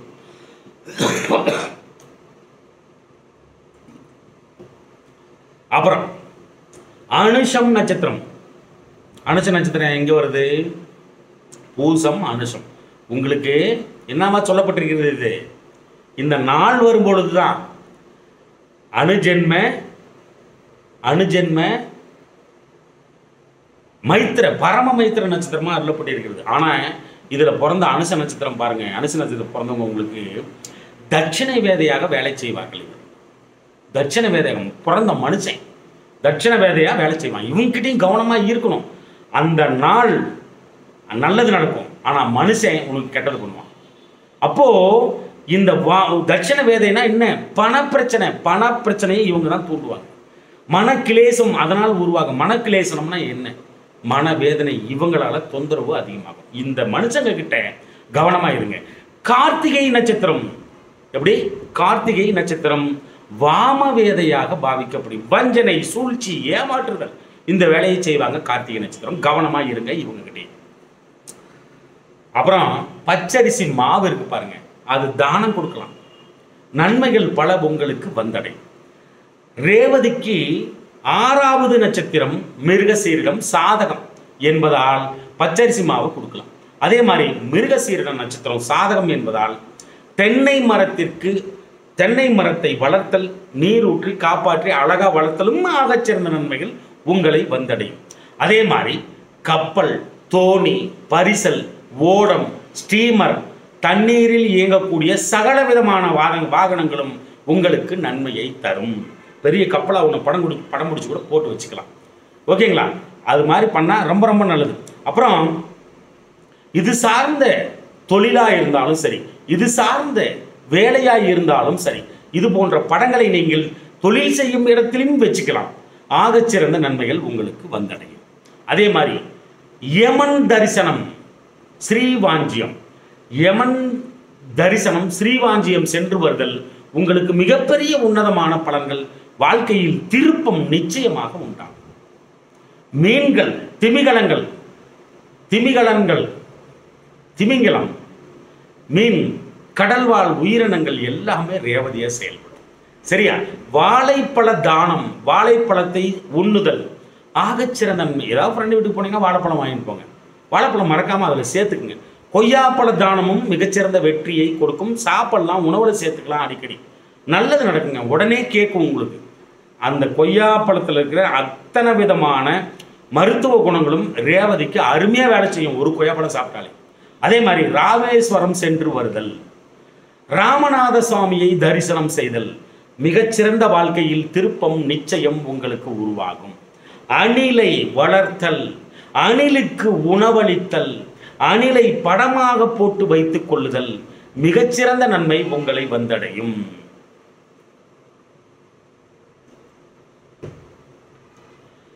கிணற்று மேடு, குளங்கள், ஏரிகள் போன்றவை ரேவதியாக செயல்படும். தண்ணி இருக்கிற இடம் அதை வந்து கட்டி காப்பாற்றி ஒரு இதில் வச்சிருக்கு அப்படின்னாலே அந்த இடம் ரேவதி. அப்புறம் நீர்மூழ்கி கப்பலும் சரி, சப்மரீன்பாங்க இல்லையா, அதுவும் உங்களுக்கு சாதகமாக செயல்படும். தொட்டிகள், அதாவது வீட்டுக்கு முன்னாடி தொட்டி வச்சு அதில் ஃபுல்லாக தண்ணி வச்சுக்கிட்டிங்கன்னா கூட உங்களுக்கு ரேவதி எப்பயும் செயல்பட்டுக்கிட்டே இருக்கும். ரொம்ப நல்லது நடக்கும். அதே மாதிரி ஆறு, டேமு உள்ள இடங்கள் எல்லாமே ரேவதியாக செயல்படும். இதுமா ஆறு, நல்ல ஆறை வந்து மேலேருந்து படம் எடுத்தால் அந்த ஆறு அப்படி வளைஞ்சு போகும் பாருங்க, அந்த மாதிரி படமாக கூட போட்டு வச்சுக்கலாம். டேமு தண்ணி தெரிகிற மாதிரி இருக்கணும், அந்த மாதிரி படமாக கூட போட்டு வச்சுக்கலாம். ஏதாவது நீங்கள் டூர் போகிறீங்க வரீங்க அப்படின்னாலும் நீங்கள் இந்த டேமு, ஆறு உள்ள இடம், கடல் உள்ள இடம், இது மாதிரி போனீங்கன்னா உங்களுக்கு மகிழ்ச்சி வந்து அதிகமாகும். அப்புறம் உப்பு தானம் செய்கிறது. உப்பு தானமெல்லாம் எங்கே நடக்குது இப்போல்லாம்? கோயிலுக்கு போனால் இப்போ நம்ம மலை கோயில்கிட்ட அந்த உப்பு ஒரு இடத்துல கொட்டுறாங்க, அது மாதிரி வேணால் கொட்டிட்டு வரலாம். உப்பு தானம் செய்தல், மலை கோயில்னா சந்திரசூடேஸ்வரர் ஒசூரில், ஓகேவா? அப்போ உப்பு தானம் செய்தல் ஆகச்சிறந்த நன்மையை கொடுக்கும். பூஜை அறையில் முத்து வச்சுக்கலாம். இந்த முத்துவை வச்சுக்கிறது மிகச்சிறந்த நன்மையை கொடுக்கும். அப்போ ஊற்று நீர் இதில் குளிக்கிறது வந்து ரொம்ப ரொம்ப நல்லது. ஊத்து நீரில் வந்து குளிக்கிறது ரொம்ப நல்லது. சனி பகவானுக்கு எள்ளெண்ணெயில் தீபம் போடுதல், எள் கலந்த தயிர் சாதம் படைத்து பூஜித்து அனைவருக்கும் பிரசாதமாக வழங்குதல், மிகச்சிறந்த நன்மை உங்களை வந்தடையும். நல்ல அழகான விலை உயர்ந்த செருப்பை வந்து போடுங்க. அதாவது என்னடா எனக்கு காசுக்கே கஷ்டம், செருப்பு உயர் ரகமாக போடணுமா அப்படின்னா யோசிங்க, ஓகேங்களா? அது வேணால் விட்டுருங்க. ஆனால் எனக்கு வசதி இருக்குது அப்படின்னா இந்த ரேவதி நட்சத்திரத்தில் பிறந்தவங்க செருப்பு வந்து ரொம்ப நல்ல குவாலிட்டியாக போடுங்க. உங்கள் வாழ்க்கை தரம் இன்னும் உயரும். அதே மாதிரி கால்களில் மெட்டி, கொலுசு அணிந்து கொள்ளுதல் மிகச்சிறந்த வெற்றிக்கு வழிவகுக்கும். பெண்கள் வந்து இதை வந்து போடணும். கொலுசு இல்லாமல் இருக்கக்கூடாது. இந்த ரேவதி பர்டிகுலராக ஒர்க் ஆகிட்டே இருக்கும். ஜலுங்கு நடக்கும்போதெல்லாம் ஒர்க் ஆகிட்டே இருக்கும். ரேவதி செயல்பட்டுக்கிட்டே இருக்கும். அப்போ தான் உங்களை வீழ்த்த முடியாது, தெரிஞ்சுக்கோங்க. இதெல்லாம் மெட்டி போட்டுக்கிட்டா கூட ரேவதி வந்து ஒர்க் ஆகும், ஓகேங்களா? அதே மாதிரி வாசப்படியில் உட்காரவே கூடாது. வாசற்படியை தொட்டுக்கொண்டு முக்கிய முடிவுகளை நீங்கள் எடுக்கும் பொழுது வாசப்படியில் அமரக்கூடாது. ஆனால் வாசப்படியை தொட்டுக்கிட்டு நீங்கள் வந்து ஒரு காரண காரியம் செஞ்சீங்கன்னா ஜெயிச்சிருவீங்க. அப்புறம் வீட்டில் இருக்க பூந்தோட்டம், அதான் பூந்தோட்டம் வர்றதுனால பூந்தோட்டத்தை வச்சுக்கிறது ரொம்ப நல்லது. சுற்றுலா செல்ல போகிறீங்க அப்படின்னா ஸ்ரீலங்கா போனீங்கன்னா ரேவதி வந்து செயல்படும். நல்ல ஆறு, குளம், கடல் இது போனாலே செயல்படும். ஸ்ரீலங்கா வந்து மிகச்சிறந்த ரேவதியின் ஒரு இருப்பிடமாகவும் சொல்லப்படுகிறது. ஏன்னா ஸ்ரீலங்கா பெஸ்ட்டு உங்களுக்கு. அதே மாதிரி படிக்கட்டில் அமர்ந்து முக்கிய முடிவுகளை எடுத்தல் மிகச்சிறந்த நன்மையை கொடுக்கும். நல்ல படிக்கட்டு இப்படி போகுது, சென்டராக உட்காந்துக்கிட்டு ஏதாவது ஒரு பரிவர்த்தனை பண்ணீங்க, யார்ட்டைனா உதவி கேட்டீங்க, இல்லை ஒரு விஷயத்தை வந்து எனக்கு வரமாட்டேங்குதுன்னு சொல்லி அங்கே உட்காந்து நீங்கள் வந்து எழுதுனீங்கனாலும் வந்துடும். அசோக மரத்தை வளர்த்தல், படமாக போட்டு வைத்துக் கொள்ளுதல், நன்மைகள் வந்தடையும். அசோக மரம் இப்படி இருக்கும் இல்லையா, அந்த மரத்தை வீட்டு பக்கம் வளர்க்குறது ரொம்ப ரொம்ப நல்லது. அதே மாதிரி ராவண வழிபாடு மிகச்சிறந்த உன்னதமான பலன்கள் உங்களை வந்தடையும். எப்படி ஸ்ரீலங்கா சொன்னோமா, அடுத்து ராவணன் வந்துட்டாரா? எப்படி அவரை வந்து என்ன பண்ணுறாங்க, வதம் பண்ணுறாங்களாம். இந்த வடநாட்டில் இந்த பெருமாள், பிரம்மா, சுக்கிரன், பெருமாள், பிரம்மா, சுக்கிரன் நல்லா புரிஞ்சுக்கணும். பெருமாள், பிரம்மா, சுக்கிரன், ராவணன், இந்த பிருகு, இது எல்லாமே ஸ்ரீலங்கா சார்ந்த விஷயம். வைகாசி 1ன்னா ரிஷபத்துக்குள்ளே போயிடுவார் சூரியன். வைகாசி 1 ரிஷபத்துக்குள்ள போயிடுவாரு. எத்தனை டிகிரியில் இருப்பாரு? 1 டிகிரியில இருப்பாரு. அப்ப இந்த ஜோதிடம் யாரோடது? சித்திரை 12 இன்னைக்கு தேதி அப்படின்னு வச்சுக்கோங்க. சூரியன் மேஷத்தில் இருப்பார், 12 டிகிரியில் இருப்பார். அப்ப இது யாரோட சொத்து? தமிழனோட சொத்து. ஜோதிடம்ங்கிறதே தமிழனோட சொத்து. சரிங்களா? ராவண வழிபாடு மிகச்சிறந்த நன்மையை கொடுக்கும். அசுரர்கள் சார்ந்த சகல விதமான விஷயங்களும் உங்களுக்கு சாதகமாக திகழும். பார்த்தீங்களா? சூரன், அசூரன், அசுரர்கள் சார்ந்த சகல விதமான விஷயங்களும் உங்களுக்கு நன்மையை கொடுக்கும். இது எப்படி வேணாலும் யூஸ் பண்ணிக்கலாம். சரிங்களா? வீட்டின் பக்கத்தில் எருக்குழி இருக்கு பாருங்க. நம்ம அந்த காலத்தில் என்ன பண்ணுவோம், அப்பாலாம் என்ன பண்ணாருன்னா, ஒரு குழி வந்து கிட்டத்தட்ட ஒரு 6 அடி குழி இருக்கும். அதில் தான் இந்த எரும மாட்டு சாணிகள்லாம் கொண்டு போய் கொட்டுவாங்க. அப்புறம் எதாக இருந்தாலும் வீட்டில் சேர்கிற குப்பைகள்லாம் ஒரு இடத்துல கொண்டு போய் போடுவாங்க. அப்போலாம் பிளாஸ்டிக் ரொம்ப கம்மி தான். ஓகேங்களா? கொண்டு போய் போடுவாங்க. அது என்ன பண்ணுன்னா, அழகாக ரொம்பினதுக்கப்புறம் அது நல்லா புழுங்கி ஒரு லெவலில் இருக்கும். அதை வந்து காசு கொடுத்துட்டு அள்ளிட்டு போவாங்க இந்த விவசாய நிலத்துக்காரர்கள். ஓகேங்களா? அப்போது இந்த எருக்குழி இருக்கிற வீடு, எருக்குழி இருந்துச்சுன்னா அந்த வந்து பார்த்தீங்கன்னா ரேவதியாக செயல்படும். வச்சுக்கிறது ரொம்ப நல்லது. அப்புறம் ரயில் பயணங்கள் உங்களுக்கு நன்மையை கொடுக்கும். சந்தோஷமாக இருக்கும் பாருங்கள். நீங்கள் என்னைக்காவது போயிருக்கிறீங்களா இந்த ரேவதியில் பிறந்தவங்க? ஒரு லாங் டைம் நானும் போயிருக்கேன். பாம்பே போகும்போது ஒரு 1.5-2 நாள் கிட்டக்கிட்ட போனோன்னு நினைக்கிறேன். 2 நாளா 3 நாளா தெரியல. ஒரு நைட்டு ஒரு பகல், அடுத்த நைட்டு முடிஞ்சு அப்படியே இறங்கணும்னு நினைக்கிறேன். அந்த மாதிரி அந்த மாதிரி ரயில் பயணங்கள் உங்களுக்கு நிம்மதியை தருங்க. அப்புறம் சுடுகாட்டை பார்த்தல், இடுகாட்டை பார்த்தல், மின் மயானத்தை பார்த்தல் நன்மை உண்டாகும். இது வந்து எப்படி வேணாலும் எடுத்துக்கலாங்க. சுடுகாடு பக்கத்தில் ஒரு தொழில் பண்ணுற மாதிரி, இங்கேருந்து பார்த்தா அது தெரியுது அப்படின்னா அந்த இடத்துல ஒரு தொழில் பண்ணுற மாதிரி கூட வச்சுக்கலாம். இது வந்து வீட்டில் வைக்க முடியாது சுடுகாடு படத்தை. அதனால் நீங்கள் போகும்போது போகிற வழியில் இருந்துச்சுன்னா திரும்பி பார்த்துட்டு போகலாம். இது எப்படியோ ஒன்று. பட் வந்து ரேவதி செயல்படும். அதே மாதிரி நீங்கள் எப்பொழுதும் உங்களுடைய விரல்களை சுத்தமாக வைத்துக் கொள்ளுதல். அதாவது கால் விரலும் சரி, கை விரலும் சரி, சுத்தமாக வைத்துக் கொள்ளுதல் உங்களுக்கு நன்மை கிடைக்கும். ரேவதி செயல்படும். அப்புறம் குதிரை லாடம் இருக்கு பாருங்க. குதிரை லாடம் அதை வந்து என்ன பண்ணலாம்னா, அழகாக வீட்டு பூஜை அறையில் வச்சு நல்லா சுத்தம் பண்ணிட்டு உப்புக்கல்லில் போட்டு எடுத்து பாலில் கழுவி நீட்டாக அதை வந்து தொடச்சி, ஒரு நல்ல துணியில் தொடச்சி அழகாக பூஜை அறையில் வச்சு வழிபட்டா ஆகச்சிறந்த நன்மை உங்களை வந்தடையும். வீடு கட்டும் பொழுது அன்று கிரவுண்டில் உள்ள இருந்து ஸ்டார்ட் பண்ணும். அதாவது வீடு கட்டும் பொழுது கிரவுண்டில் இருந்து ஸ்டார்ட் பண்ணுதல் மிகச்சிறந்த நன்மையை கொடுக்கும். வீடு கட்டும் பொழுது கிரவுண்ட்லேருந்து ஸ்டார்ட் பண்ணும் அப்படின்னு வந்து சொல்லப்படுகிறது. அதாவது எல்லாருமே அப்படி தான் ஏன் ஸ்டார்ட் பண்ணுறாங்க, அது ஒன்றும் தவறில்லை, அது விடுங்க. அப்புறம் வீடு கட்டும் பொழுது ரகசிய அறைகள், மறைக்கும் இடங்கள் நீங்கள் வச்சு கட்டுறது ரொம்ப நல்லது. வீட்டில் யாராவது ஒரு கெஸ்டே வராங்கன்னு வச்சாங்க, என்ன இந்த போட்டியில் இவங்க வச்சுருப்பாங்க அப்படின்னு நினைக்கணும். ரகசிய அறைகள் வச்சு வீடு கட்டுறது ரொம்ப ரேவதிக்கு பிடிக்கும். ரேவதியாக செயல்படும். ஓகேங்களா? அப்புறம் சூதாடுதல், திடீர் அதிர்ஷ்டம் நிச்சயம் உங்களுக்கு நன்மை. நான் சொல்லலப்பா, இது வந்து மூல நூட்கள் கோற்று 12ஆம் இடம் காலப்புருஷனுக்கு 12ஆம் இடங்கிறதுனால இந்த சூதாட்டம் அதெல்லாம் அதில் இருக்குது அப்படின்னு வந்து அருளப்படுகிறது. இதை பண்ணாதீங்க. ஓகேங்களா?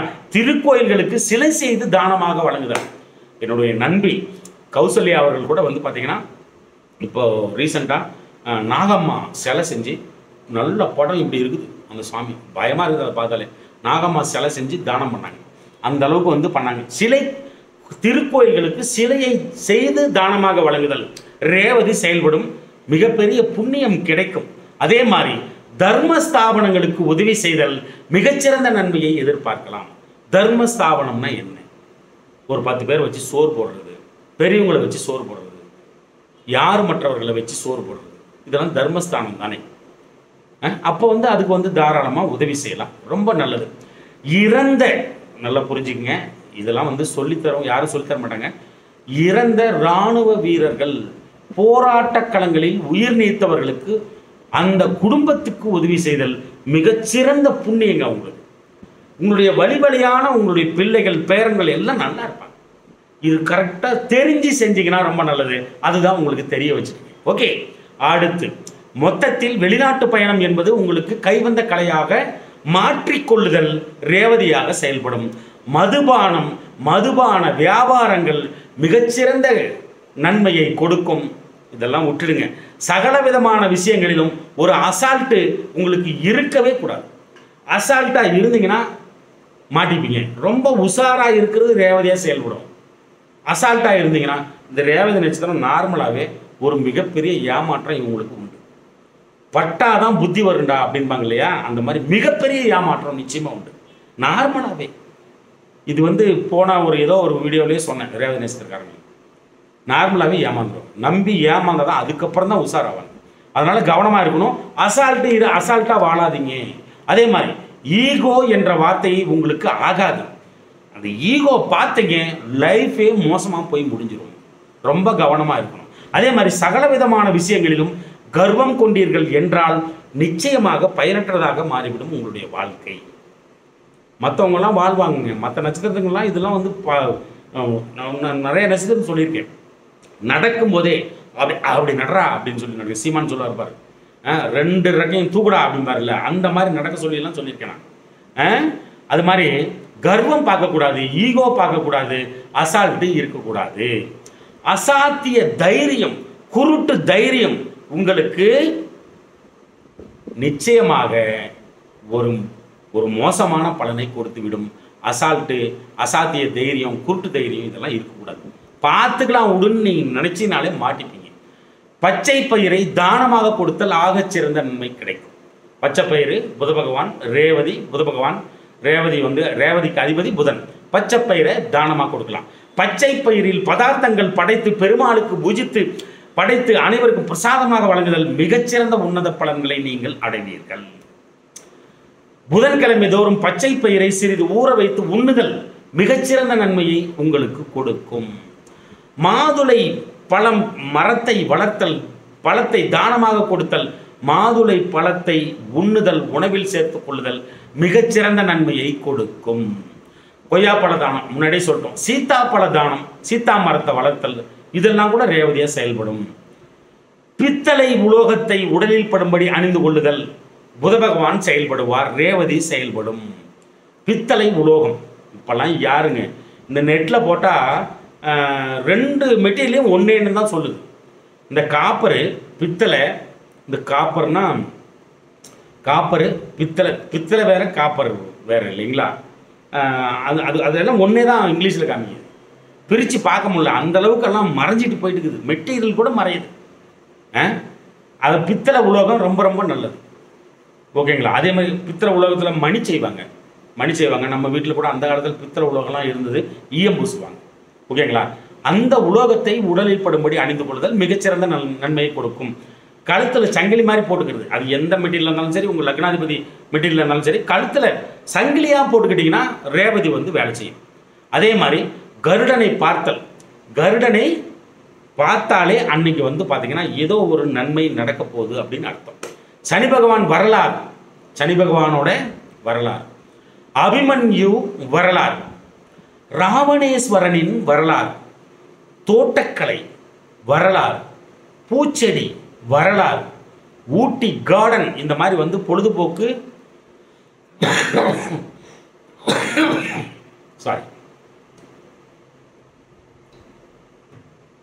பார்க் இருக்கு இல்லைங்களா? அது அந்த மாதிரி இந்த ஹிஸ்ட்ரி இருக்கு பாருங்க. மெயினாக சனி பகவான், அபிமன்யு, ராவணேஸ்வரன், அந்த பூச்செடிகள், இது சார்ந்த ஹிஸ்ட்ரி இருக்கு பாருங்க. இதுக்கு உள்ளதான் இந்த ரேவதி நட்சத்திரக்காரங்களோட வாழ்க்கை எங்கேயோ தொடங்கி எங்கேயோ முடியும். இந்த வரலாற்று ஹிஸ்ட்ரிக்குள்ள தான் இது ஏதோ ஒன்று நடந்துட்டு இருக்கு. இதுதான் இந்த மாதிரி தான் இவங்க வந்து வாழ்வாங்க. எப்படி இருக்கும். அதே மாதிரி ராமேஸ்வரம் வரலாறு இதில் தான் உங்கள் வாழ்க்கை வந்து அடங்கியிருக்கு.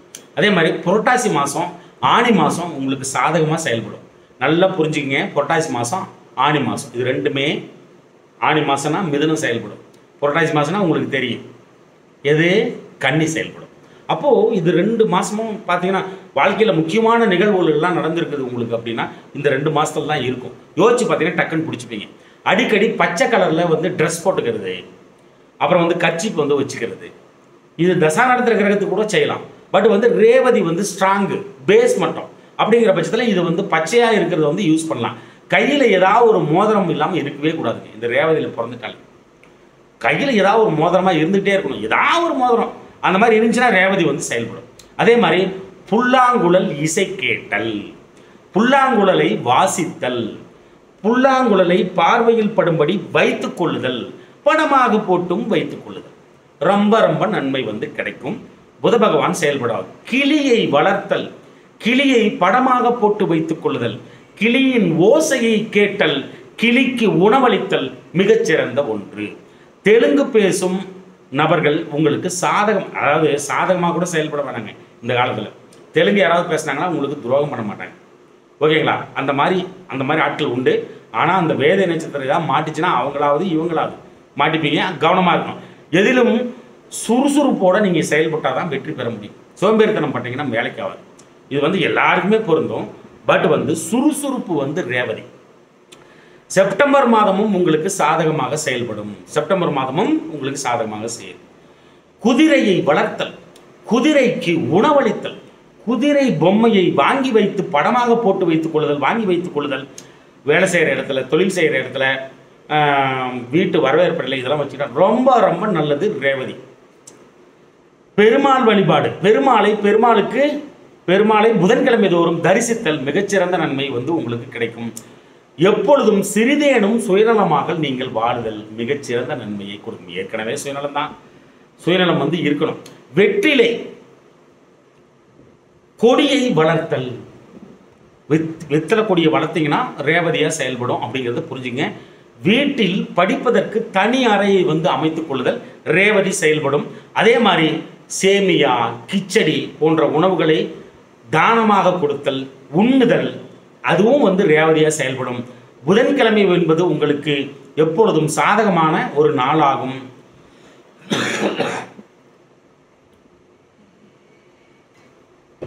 எப்படியாவது முடிச்சிடறேன். வந்துருச்சு 90 பாயிண்ட் பக்கம் வந்துருச்சு. புதன்கிழமை தோறும் பெருமாள் வழிபாடும் சாதகம். அதே மாதிரி வடகிழக்கு திசை சாதகமாக செயல்படும். ரொம்ப மனசு கஷ்டமா இருக்கு, நல்லா யோசிச்சு பாருங்க, செஞ்சு பாருங்க. ரொம்ப மனசு கஷ்டமா இருக்கு, முடியல, என்னடா இது அப்படின்னு சொல்லிட்டு நீங்க நேரா மொட்டை மாடிக்கு போறீங்க. வடக்கு கிழக்கு அதுக்கு சென்ட்ரா அந்த மூளை, அது ஒரு திக்கு இல்லைங்களா? அந்த திக்கு திரும்பி சூரியன் மறைகின்ற அந்த நேரம் பெருச தலைமையில எடுத்து அந்த திசையை நோக்கி கையெடுத்து கும்பிடுங்க. இது மாதிரி ஒரு 5 முறை செய்யுங்க, 6 முறை செய்யுங்க, 7 முறை செய்யுங்க. 9வது முறைக்குள்ள உங்களுக்கு ரிசல்ட் கிடைச்சிடும். அந்த துன்பம் நிச்சயமாக உங்களிடம் இருக்காது.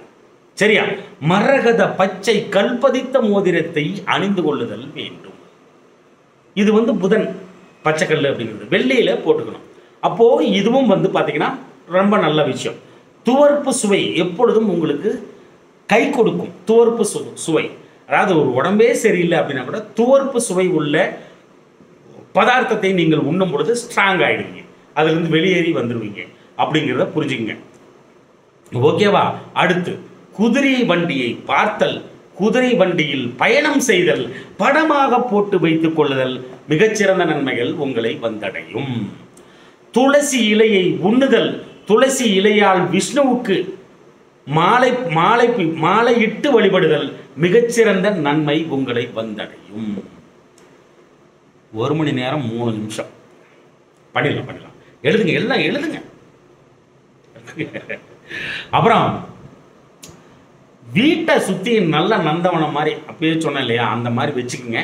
ரொம்ப எப்பயும் சோகமான ஒரு சூழ்நிலையிலேருந்து உங்களுக்கு வந்து மீட்டெடுக்கும். நந்தவனம் மாதிரி அழகாக ஒரு உள்ளே போனால் மென்மையான தென்றல் வீசுகிற மாதிரி நல்ல நல்ல பூச்செடிகள், நல்ல நல்ல மரங்கள், இது மாதிரி வீட்டை சுற்றி வச்சு நந்தவனமாக மாற்றிக்கிட்டிங்கன்னா எந்த சூழ்நிலையும் உங்களை காப்பாற்றிக்கிட்டே இருக்கும். எவ்வளோ மோசமான சூழ்நிலையை நீங்கள் அனுபவிச்சா கூட அதுலேயும் நன்மைகள் வந்து நடந்துக்கிட்டே இருக்கும். எவ்வளோ மோசமான தசா புத்திகள் போயிட்டு இருந்தால் கூட உங்களை காப்பாற்றும். வீட்டு வாசப்படியில் செடியை வைக்கிறது 2 பக்கமும். எப்படி பார்த்தீங்களா எந்த லெவலுக்கு இழுத்து வந்து விடுது? 2 பக்கமும் வீட்டு வாசப்படியில் வச்சிங்கன்னா மிகச்சிறந்த நன்மை கொடுக்கும். வீட்டில் இடம் இருக்கும் பட்சத்தில் புல் சார்ந்த தரை, வீட்டு பக்கம் ஏதாவது இடம் இருக்குது அப்படின்னா புல் தரையை வந்து அமைச்சிக்கிறதும் ரேவதியாக செயல்படும். வீட்டை சுற்றி செடி கொடிகளை வளர்த்தலும் மிகச்சிறந்த நன்மையை கொடுக்கும். பொழுதுபோக்கு பார்க்க உள்ள பகுதிகள் சென்று வருதல் நன்மை கொடுக்கும். நீங்கள் மற்ற இடத்துக்கு போங்க, ஆனால் இப்போ ஒரு வாட்டி பார்க்குக்கு போயிட்டு வாங்க, ரொம்ப நிம்மதியாக இருக்கும். ஏன்னா ரேவதி செயல்படும். அதே மாதிரி மீனவர்களுக்கு உதவி செய்தல் மிகச்சிறந்த நன்மையை கொடுக்கும். இது எப்படின்னு தெரியல, ஆனால் போட்டுக்குங்க ஓகேங்களா. மீனவர் ரேவதியாக செயல்படுவார்.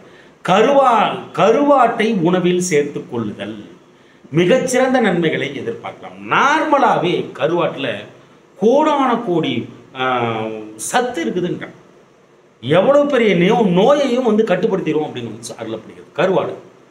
அப்போது கருவாட்டை உணவில் சேர்த்துக் கொள்ளுதல் மிகச்சிறந்த நன்மையை கொடுக்கும். அதே மாதிரி யானை போன்ற கற்சிலை உங்களுக்கு நன்மையை கொடுக்கும். யானையோட கற்சிலை இருந்ததுன்னா ஏதாவது ஒரு கோயிலில் அதை வணங்கினீங்கன்னா நல்லது நடக்கும். பாண்டியன் வரலாற்றை படித்தல் மிகச்சிறந்த நன்மைகள் உங்களை வந்தடையும். மீன் எண்ணெயை பயன்படுத்துதல் அதுவும் நன்மையை கொடுக்கும். 7ஆம் நம்பர், அது வந்து ஒரு 10 நம்பர் இருக்குது, ஃபோன் நம்பர் இருக்குது, 10 நம்பரையும் கூட்டுறீங்க, 235 வருதுன்னு வச்சுக்கோங்களேன். 2 + 3 + 5 அதையும் கூட்டுறீங்க. அப்போது 5 5 10 1ன்னு வரும். அப்போது அது வந்து 7ஆ வரணும். அந்த மாதிரி 7ஆ வரக்கூடிய கூட்டுத்தொகைகள் உங்களை கைவிடாது, உங்களுக்கு சாதகமாக செயல்படும். 7, 16, 25ஆம் தேதிகளும் உங்களுக்கு நன்மையை கொடுக்கும். விஷ்ணு பெருமாள், கண்ணன், மாயோன் போன்றோர்களின் பெயர் கொண்டவர்கள் உங்களுக்கு கெடுதல் செய்ய மாட்டார்கள். இது வந்து இந்த மாதிரி பேர் இருந்து நான் சொன்ன நட்சத்திரத்தில் இருந்தாங்கன்னு வச்சோன்னே அது கண்டிப்பாக வேலை செய்யாது, மாட்டிப்பீங்க நீங்கள் இவங்ககிட்டே. அதனால் அது வந்து கவனமாக இருங்க. ஆப்ஷனில் கூட விடுங்க. கீரையை தானமாக கொடுத்தல், பச்சையாக இருக்கிறது எல்லாமே புதன்.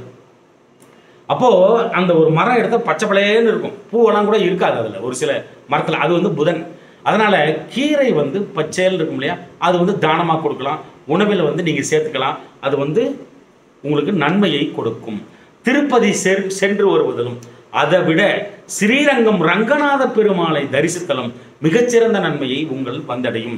சமுத்திரம், கடல் உள்ள பகுதிகளுக்கு சுற்றுலா செல்வது மகிழ்ச்சியை உங்களுக்கு கொடுக்கும். அடை தோசை, அடைன்னு சொல்லுவாங்களே, நிறைய பருப்பை போட்டு தோசை சுடுவாங்க பாருங்க, அந்த அடை தோசை ரேவதிங்க. நீங்கள் செயல்படுங்க, புதன் அந்த அடை தோசை. அப்போ அடை தோசையும் சாப்பிடலாம். வெந்தயத்தை ஊற வச்சு குடிக்கிறதும் புதன் வந்து செயல்படும். இது வந்து எப்படின்னு நிறைய பேர் கேள்வி கேட்கலாம், பட் வந்து மூல நூலில் இருக்குது, புலிப்பாணியே சொல்லிட்டார் சரிங்களா. அப்போது புதன் வந்து வேலை செய்யும். வெந்தயத்தை வந்து ஊற வச்சு குடிக்கும்போதும் வெந்தயத்தை உணவில் சேர்த்து கொள்வதும் வேலை செய்யும். ஓகேங்களா. இப்போது மேக்சிமம் ஒரு 90% வந்துட்டோம், ஒரு 10% தான் இப்போ இருக்குது. இதுவும் முக்கியமான விஷயங்கள், தயவு செய்து நோட் பண்ணிக்கோங்க சரிங்களா. இப்போது குளிக்க போகிறீங்க, எப்படி குளிக்க போகிறீங்க? அந்த காலத்தில் குளித்ததையெல்லாம் எப்படி குளித்தாங்க? அந்த காலத்தில் குளத்துக்கு ஏறி போவோம் இல்லையா, இப்படி கால் வச்சுப்போம், ஒப்பா சாமி என்ன சில்லுன்னு இருக்குதோ அப்படின்னு எடுப்போம். அப்படியே கொஞ்சம் கொஞ்சமாக இறங்குவோம். அப்படியே இந்த கழுத்து வரையும் இறங்கி உள்ளே நின்று அப்படியே மூழ்கி எழுந்திருப்போம். ஆமாவா இல்லையா? ஆமான்னு சொல்லுங்கள். அப்போது என்ன நடக்குது?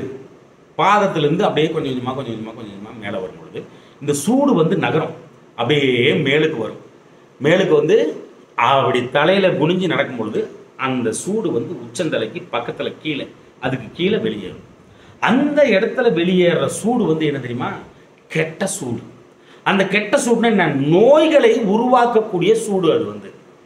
அப்போது குளிக்கும்போது எப்படி குளிச்சிருப்போம் பாருங்கள் நம்ம அந்த காலத்தில். பெரியவங்க சொல்கிறத வந்து அதனால தான் கேட்கணுங்கிறது. அப்போ நோய்கள் வந்து உடலில் தங்காது, அந்த சூடு வழியாக வெளியேறிடும். நம்ம என்ன பண்ணுறோம்? டபக்குன்னு போனவொடனே சொய்யன்னு திருப்பி மேலேருந்து ஷவரில் தலை மேலே ஊற்றிட்டு நின்று கிடக்கும். அதனால் குளிக்கிறது வந்து பாதத்துலேருந்து தண்ணி ஊற்றிட்டே வந்து அந்த சூடு வெளியேற மாதிரி குளிங்க, உங்களுக்கு நல்லது நடக்கும். அதே மாதிரி கேது தசை நடந்துருந்துச்சுன்னு வச்சோங்களேன், அழகா ஒரு தர்பை புல், கேது தசை, கேது தோஷம், இது மாதிரிலாம் கேது சம்மந்தப்பட்டுச்சுன்னா இந்த தர்பை புல் இருக்குது பார்த்தீங்களா, இல்லைன்னா கொஞ்சோண்டு கொள்ளு, இதை போட்டு ஊற வச்சு குளிங்க, கேதுவால் உருவாகக்கூடிய தோஷம் போயிடும். ஓகேங்களா. அதே மாதிரி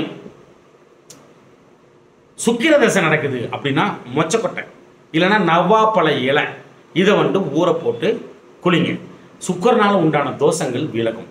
சூரிய தசை நடக்குது அப்படின்னா கொஞ்சோண்டு கோதுமையை போடுங்க, இல்லைன்னா எருக்க இலை இருக்கு பாருங்க, அதை போட்டு ஊற வச்சு குளிச்சிங்கன்னா அந்த தோஷம் போயிடும், சூரிய தோஷம் விலகும், பித்ரு தோஷமும் விலகும்.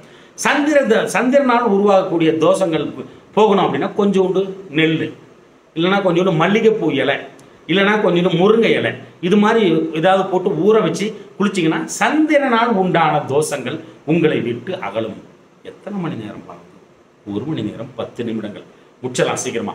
அப்புறம் செவ்வாய் தசை நடக்குது, கொஞ்சோண்டு துவரம் பருப்பு, இல்லைன்னா ஏதோ ஒரு மரம் சொல்லுவாங்களே கருங்காலி மரம், அதனுடைய இலையை வந்து உருவி கொண்டாந்து போட்டு ஊற வச்சு செவ்வாயால் உண்டான தோஷங்கள் உங்களை விட்டு அகலும். அதே மாதிரி செவ்வாய் தசை நடத்தினாலும் சரி இதை பண்ணலாம், செவ்வாய் தோஷம் இருக்குது அப்படின்னாலும் இதை பண்ணலாம். சரிங்களா? செவ்வாய் சம்பந்தப்பட்டு உங்களுக்கு எது நடந்தாலும் இதை வந்து செஞ்சீங்கன்னா செவ்வாயால் உண்டான தோஷங்கள் விலகும். ராகு தசை நடந்துட்டு இருக்குது, ராகுவால் உங்களுக்கு தோஷம் உருவாகுது. இந்த மாதிரி ஏதாவது ஒரு பாம்பு தோஷம் இருக்குது, விருச்ச தோஷம், விருச்சமா அது பேர் இல்லை, விருச்சம் இல்லை, சரி விருச்சம் கூட வச்சுக்கங்க. இந்த மாதிரி பாம்பு தோஷம், ராகு தோஷம் இருந்துச்சுன்னா அருகம்புல் போட்டு ஊற வச்ச வாட்டரில் குளிச்சிங்கன்னா இந்த பாம்பு ராகுவால் உண்டான துன்பங்கள் விலகும். தசை நடந்திருந்தாலும் சரி இதை வந்து செய்யலாம். அருகம்புல் போடலாம், இல்லைனா கருப்பு உளுந்து போட்டு ஊற வச்ச சும்மா ஒரு 4-5 பருப்பு போட்டு ஊற வச்ச வாட்டரில் குளிச்சிங்கன்னா உங்களுக்கு தோஷம் விலகும். குருவால் உண்டான தோஷங்கள் நகரணும் விலகணும் அப்படின்னா மலைவேம்பு மர இலையை ஊற வச்ச வாட்டரில் குளிக்கிறது, 2-3 கொண்ட கடலை போட்டு ஊற வச்சு குளிக்கிறது, அப்பையும் உங்களுடைய தோஷம் அகலும். சனி பகவானால் உண்டான தோஷம் விலகணும் அப்படின்னா கொடம்புளி மர இலை, இல்லைனா நார்மலாக இருக்கிற புளிய மரத்து இலை, இல்லைனா வன்னி மர இலை, இல்லைனா கொஞ்சோண்டு கருப்பு எள்ளு, இது ஏதாவது ஒன்று போட்டு ஊற வச்சு அதில் குளிச்சிங்கன்னா சனி பகவானால் உண்டான பீடைகள் உங்களை விட்டு விலகும். புதன் தசை நடக்குது, புத பகவானால் தொந்தரவு, படிப்பு பாதியில் நிற்குது, இப்படின்னாலே நாயுருவி இலை இருக்குது பார்த்தீங்களா, அந்த இலையை போட்டு ஊற வச்ச வாட்டரில் வந்து குளிக்கிறது, இல்லைனா கொஞ்சோண்டு பச்சை பயிர் இருக்குது பார்த்தீங்களா, அதை போட்டு ஒரு 4-5 போட்டு ஊற வச்சு அதில் வந்து குளிக்கிறது, மிகச்சிறந்த நன்மைகள் உங்களை வந்தடையும். அந்த புதனால் உருவான தோஷங்கள் விலகும். சரிங்களா? இப்போது அடுத்த விஷயம், இந்த துளசி செடி இருக்கு பாருங்க, துளசி செடி, இந்த துளசி செடியையும் தொட்டாஞ்சினிங்கி செடி, அந்த 2 செடியும் இருமல் வருது.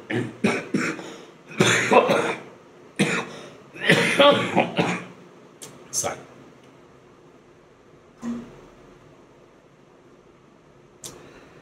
துளசி செடியை பிடுங்கும் பொழுது அதுக்கு ஒரு கற்பூரம் கொளுத்தி, பா சாமி நம்ம ஒன்றும் பண்ணல, என்னை ஏதாவது தப்பு பண்ணியிருந்தா என்னை மன்னிச்சிரு, நான் உன்னை எடுத்துன்னு போய் என் வீட்டில் வச்சு வளர்க்குறேன் அப்படின்ற மாதிரி துளசி செடியும் 2க்குமே கற்பூரம் கொளுத்தி கும்பிட்டுட்டு வேறக்காம பிடுங்கி எடுத்துட்டு வந்து 2ஐயும் சேர்த்து ஒன்றா கட்டி துளசி மாடம் இருக்கு பாருங்க, அதில் நட்டு வைங்க.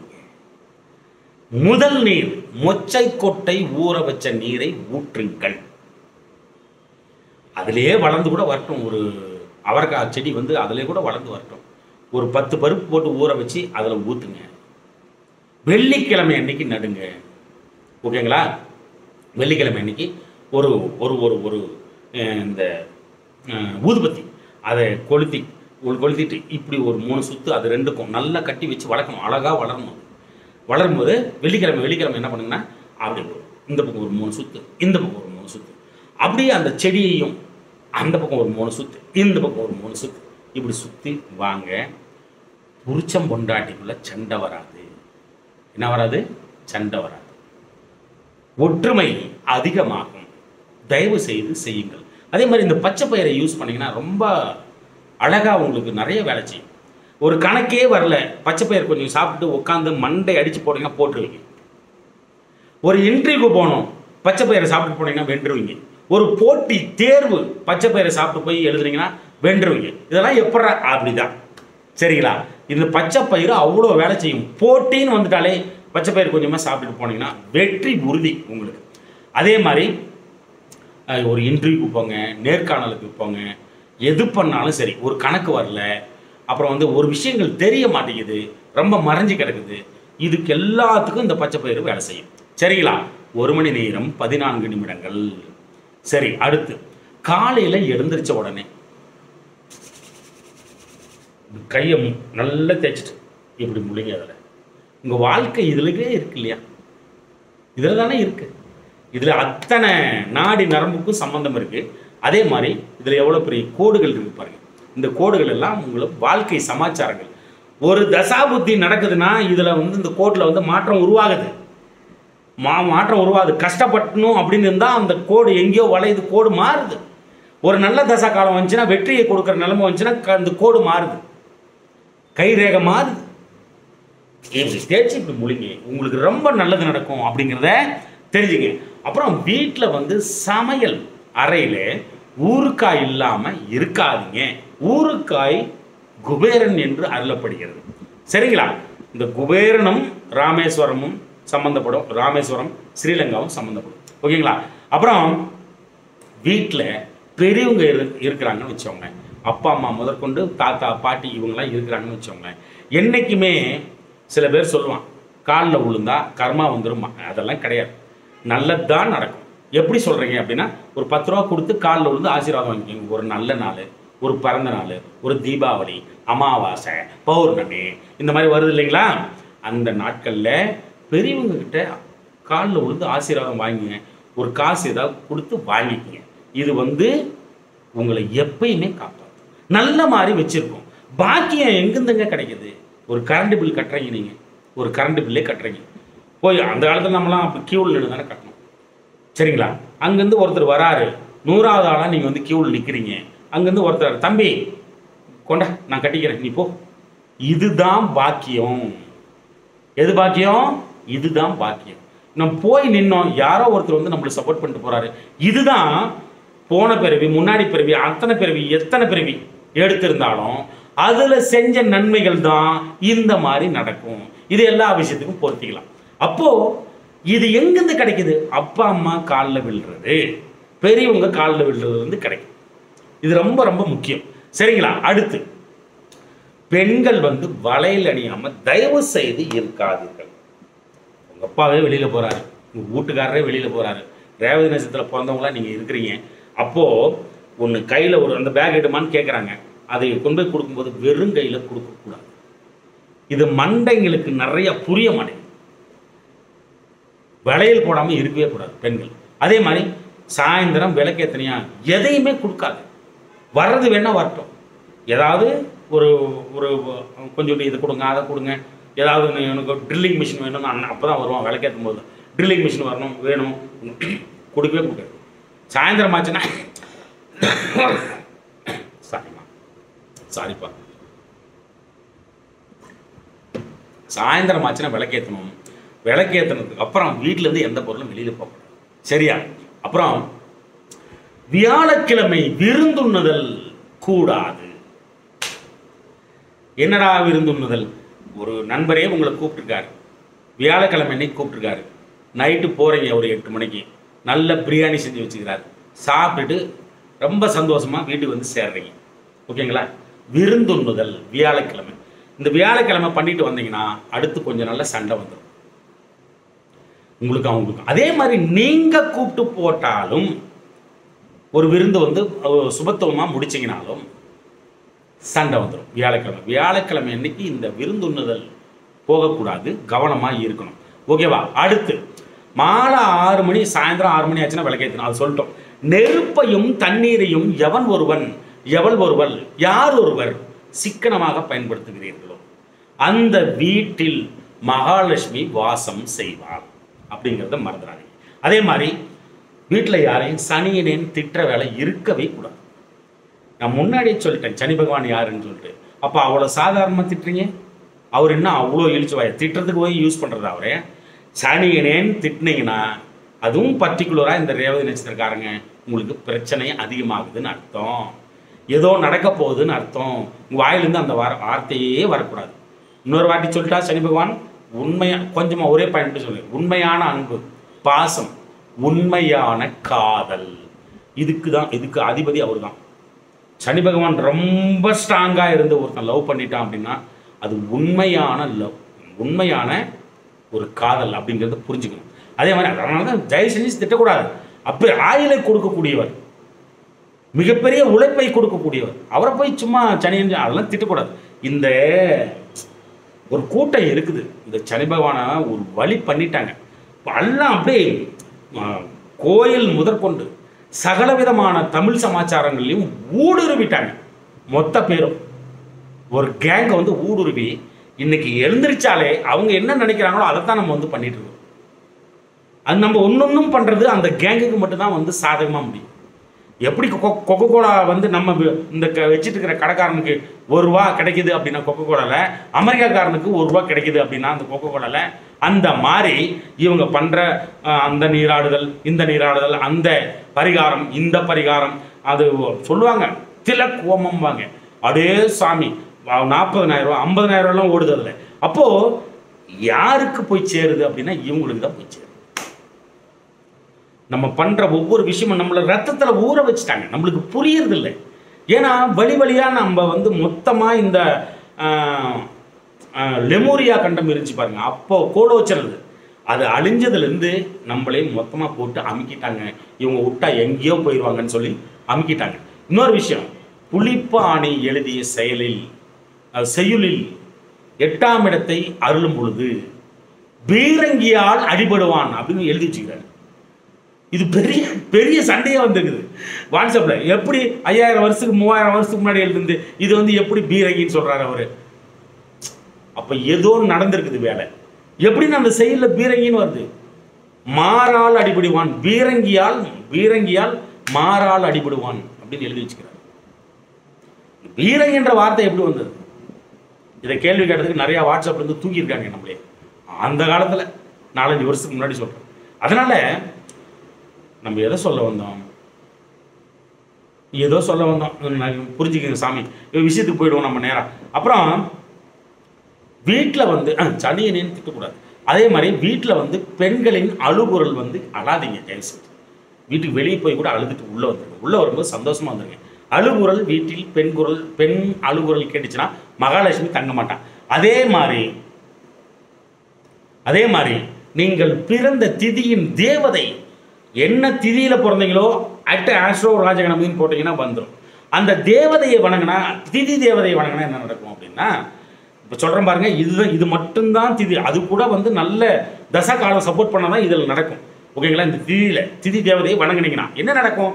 உறவு விரிசல் சரியாகும், திருமண தடை நீங்கும், குழந்தை பாக்கியம் கிட்டும், உறவுகளால் உண்டான வேதனைகள் மாறும். இவ்வளவுதாங்க. அதுவும் தசா நடத்துற கிரகம் சப்போர்ட் பண்ணா மட்டும்தான் நடக்கும், இல்லைனாலும் நடக்காது. இந்த திதின்றாங்க இல்லையா, திதியை வச்சு சொல்றேன், கரணத்தை வச்சு சொல்றேன் அப்படின்னு சொல்றாங்க இல்லையா, இதுதான். அப்புறம் நீங்கள் பிறந்த கரணநாதனை வணங்கும் பொழுது என்ன நடக்கும் அப்படின்னா, தொழில் நல்லா போகும். அதுவும் தசா புத்தி சப்போர்ட் பண்ணும். தசா காலம் நல்லா தான் உன் வாழ்க்கையே அப்படிங்கிறத முடிவு பண்ணிக்கணும். அப்போ தசாபுத்திகள் நல்லா இருந்து இந்த மாதிரி எல்லாம் பரிகாரம் செஞ்சுட்டு வந்து அதுல வந்து இவ்வளவு தூரம் டீப்பா கரணநாதன் வணங்கினீங்கன்னா உங்கள் தொழில் விருத்தி நிச்சயமா கிடைச்சிடும். கடன் அடைபடும், லாபம் இரட்டிப்பாக மாறும் கர்ணநாதனை வணங்கும் பொழுது. அப்புறம் உயர் பதவிகள், ஆளுமை மிக்க பதவிகள், பட்டய பதவிகள், அதிகாரம் மிக்க பதவிகள், இதெல்லாம் எனக்கு வந்து கிடைக்காம இருக்குது அப்படின்னா, மலை மேல இருக்கிற எங்க அப்பன் சிவனுக்கு அழகா ஒரு மாலையை போட்டு பாலபிஷேகம் பண்ணினா கிடைச்சிடும். அப்புறம் வெற்றிலை பாக்கு போடுதல் உங்கள் ஆயுளை விருத்தி செய்யும். ஏன்னா அந்த வெற்றிலை பாக்கு, சுண்ணாம்பு, இன்னும் இதர விஷயங்கள், பீடால போடுறது எல்லாமே எல்லாத்துலேயும் எல்லா கிரகமும் இருக்கு. அது வந்து ஆயுள் வெத்தலை அப்படின்னாலே, பாக்கு அப்படின்னாலே ரெண்டும் காம்பினேஷன் நல்ல உடல் ஆரோக்கியத்தை கொடுத்துரும், மிகப்பெரிய ஒரு ஆயுள் நீடிக்கும் உங்களுக்கு. என்னைய வந்து வெத்தலை பாக்கு போட சொல்றியா? நான் எங்கே வேலை செய்கிறேன் தெரியுமா? கழுத்தில் பட்டையை போட்டுக்கிட்டு 21வது மாடியில் உட்காந்துக்கிட்டு கம்ப்யூட்டர் இப்படி தட்டணும்னா உலகமே அதிரும். என்னை வந்து வெத்தலை பாக்கு போட சொல்கிறேன். போடா போடு, போடாட்டி போ. ஆயுள் விருத்தி நிச்சயம் உண்டு. சரிங்களா? ஏகப்பட்ட விஷயத்தை வந்து நம்ம வந்து பார்த்துட்டோம். ஏகப்பட்ட விஷயத்த இரும்பி பார்த்துட்டோம். சரியா? ஆனா இதுல ஒரு முக்கியமான விஷயம் இருக்கு. இதுல ஏதாவது ஒரு 4-5 விஷயத்தை அணிச்சு செய்யலாம், மாற்றக்கூடிய தகுதி உங்களுக்கு இருக்கு. டெய்லி எந்திரிக்கிறீங்க, இதுல ஏதாவது ஒன்று கடைபிடிச்சிட்டு போயிடலாம். அது அணிச்சு செய்யலாம், மாறுற அளவுக்கு ஒரு 48 நாள் 48 வாரம் அப்படிங்கிறது, ஒரு மண்டலம் அப்படிங்கிறது வந்து ரொம்ப ரொம்ப முக்கியம். கவனமா பார்த்துக்கங்க. ஓகேங்களா? இது வந்து அப்படியே அந்த மண்டலம் 48 நாள் 48 வாரங்கள், அந்த மண்டலம் அப்படிங்கிறது வந்து முக்கியம். அப்பத்தான் நீங்க செய்யக்கூடிய வேலைகள் அனிச்சை செயலாக மாறும். இதை தான்னா தான் வேலை செய்ய ஆரம்பிக்கும். அதுக்கப்புறம் தான் இந்த 48 நாள் 48 வாரம் அப்படிங்கிறது வந்து ஒரு மண்டலம் இருக்கு இல்லைங்களா, அதுக்குள்ள நீங்க விடாப்புடியாக இந்த பரிகாரங்களை ஏதாவது ஒன்று செஞ்சுட்டு வரீங்க அப்படின்னா கஷ்டங்கள் உங்களை தேடி வரும். அப்போ நீங்க வேண்டுறீங்க, கடவுளை வேண்டுறீங்க, பிளஸ் வந்து இதெல்லாம் பண்ணிட்டு இருக்கிறீங்க அப்படின்னா தலைக்கு வந்தது தலைப்பாகையோட கஷ்டங்கள் போயிடும். 5 வருஷத்துக்கு பின்னாடி நடக்கக்கூடிய கஷ்டம் இப்பயே வர்றதுக்கான வாய்ப்புகளும் உண்டு. அட்லீஸ்ட் கனவுலையாவது வந்து உங்களை கஷ்டப்படுத்திட்டு ஓடி போயிடும். ஓகேவா? அப்போ ஆகச்சிறந்த முறையில் உங்களுடைய வாழ்க்கை வெற்றி பாதைக்கு திரும்பும். அன்பு தமிழ் நெஞ்சங்களே, இந்த கருத்துக்களை நன்றாக மனதிற்குள் உள்வாங்கி வாழ்க்கையில் கடைபிடித்து மேன்மேலும் முன்னேறி பல்லாண்டு வாழ்கவென எனது தமிழ் பெரும்பாட்டன் முருகனை நானும் வேண்டிக் கொள்கிறேன். நன்றி அன்பு தமிழ் நெஞ்சங்களே, நன்றி.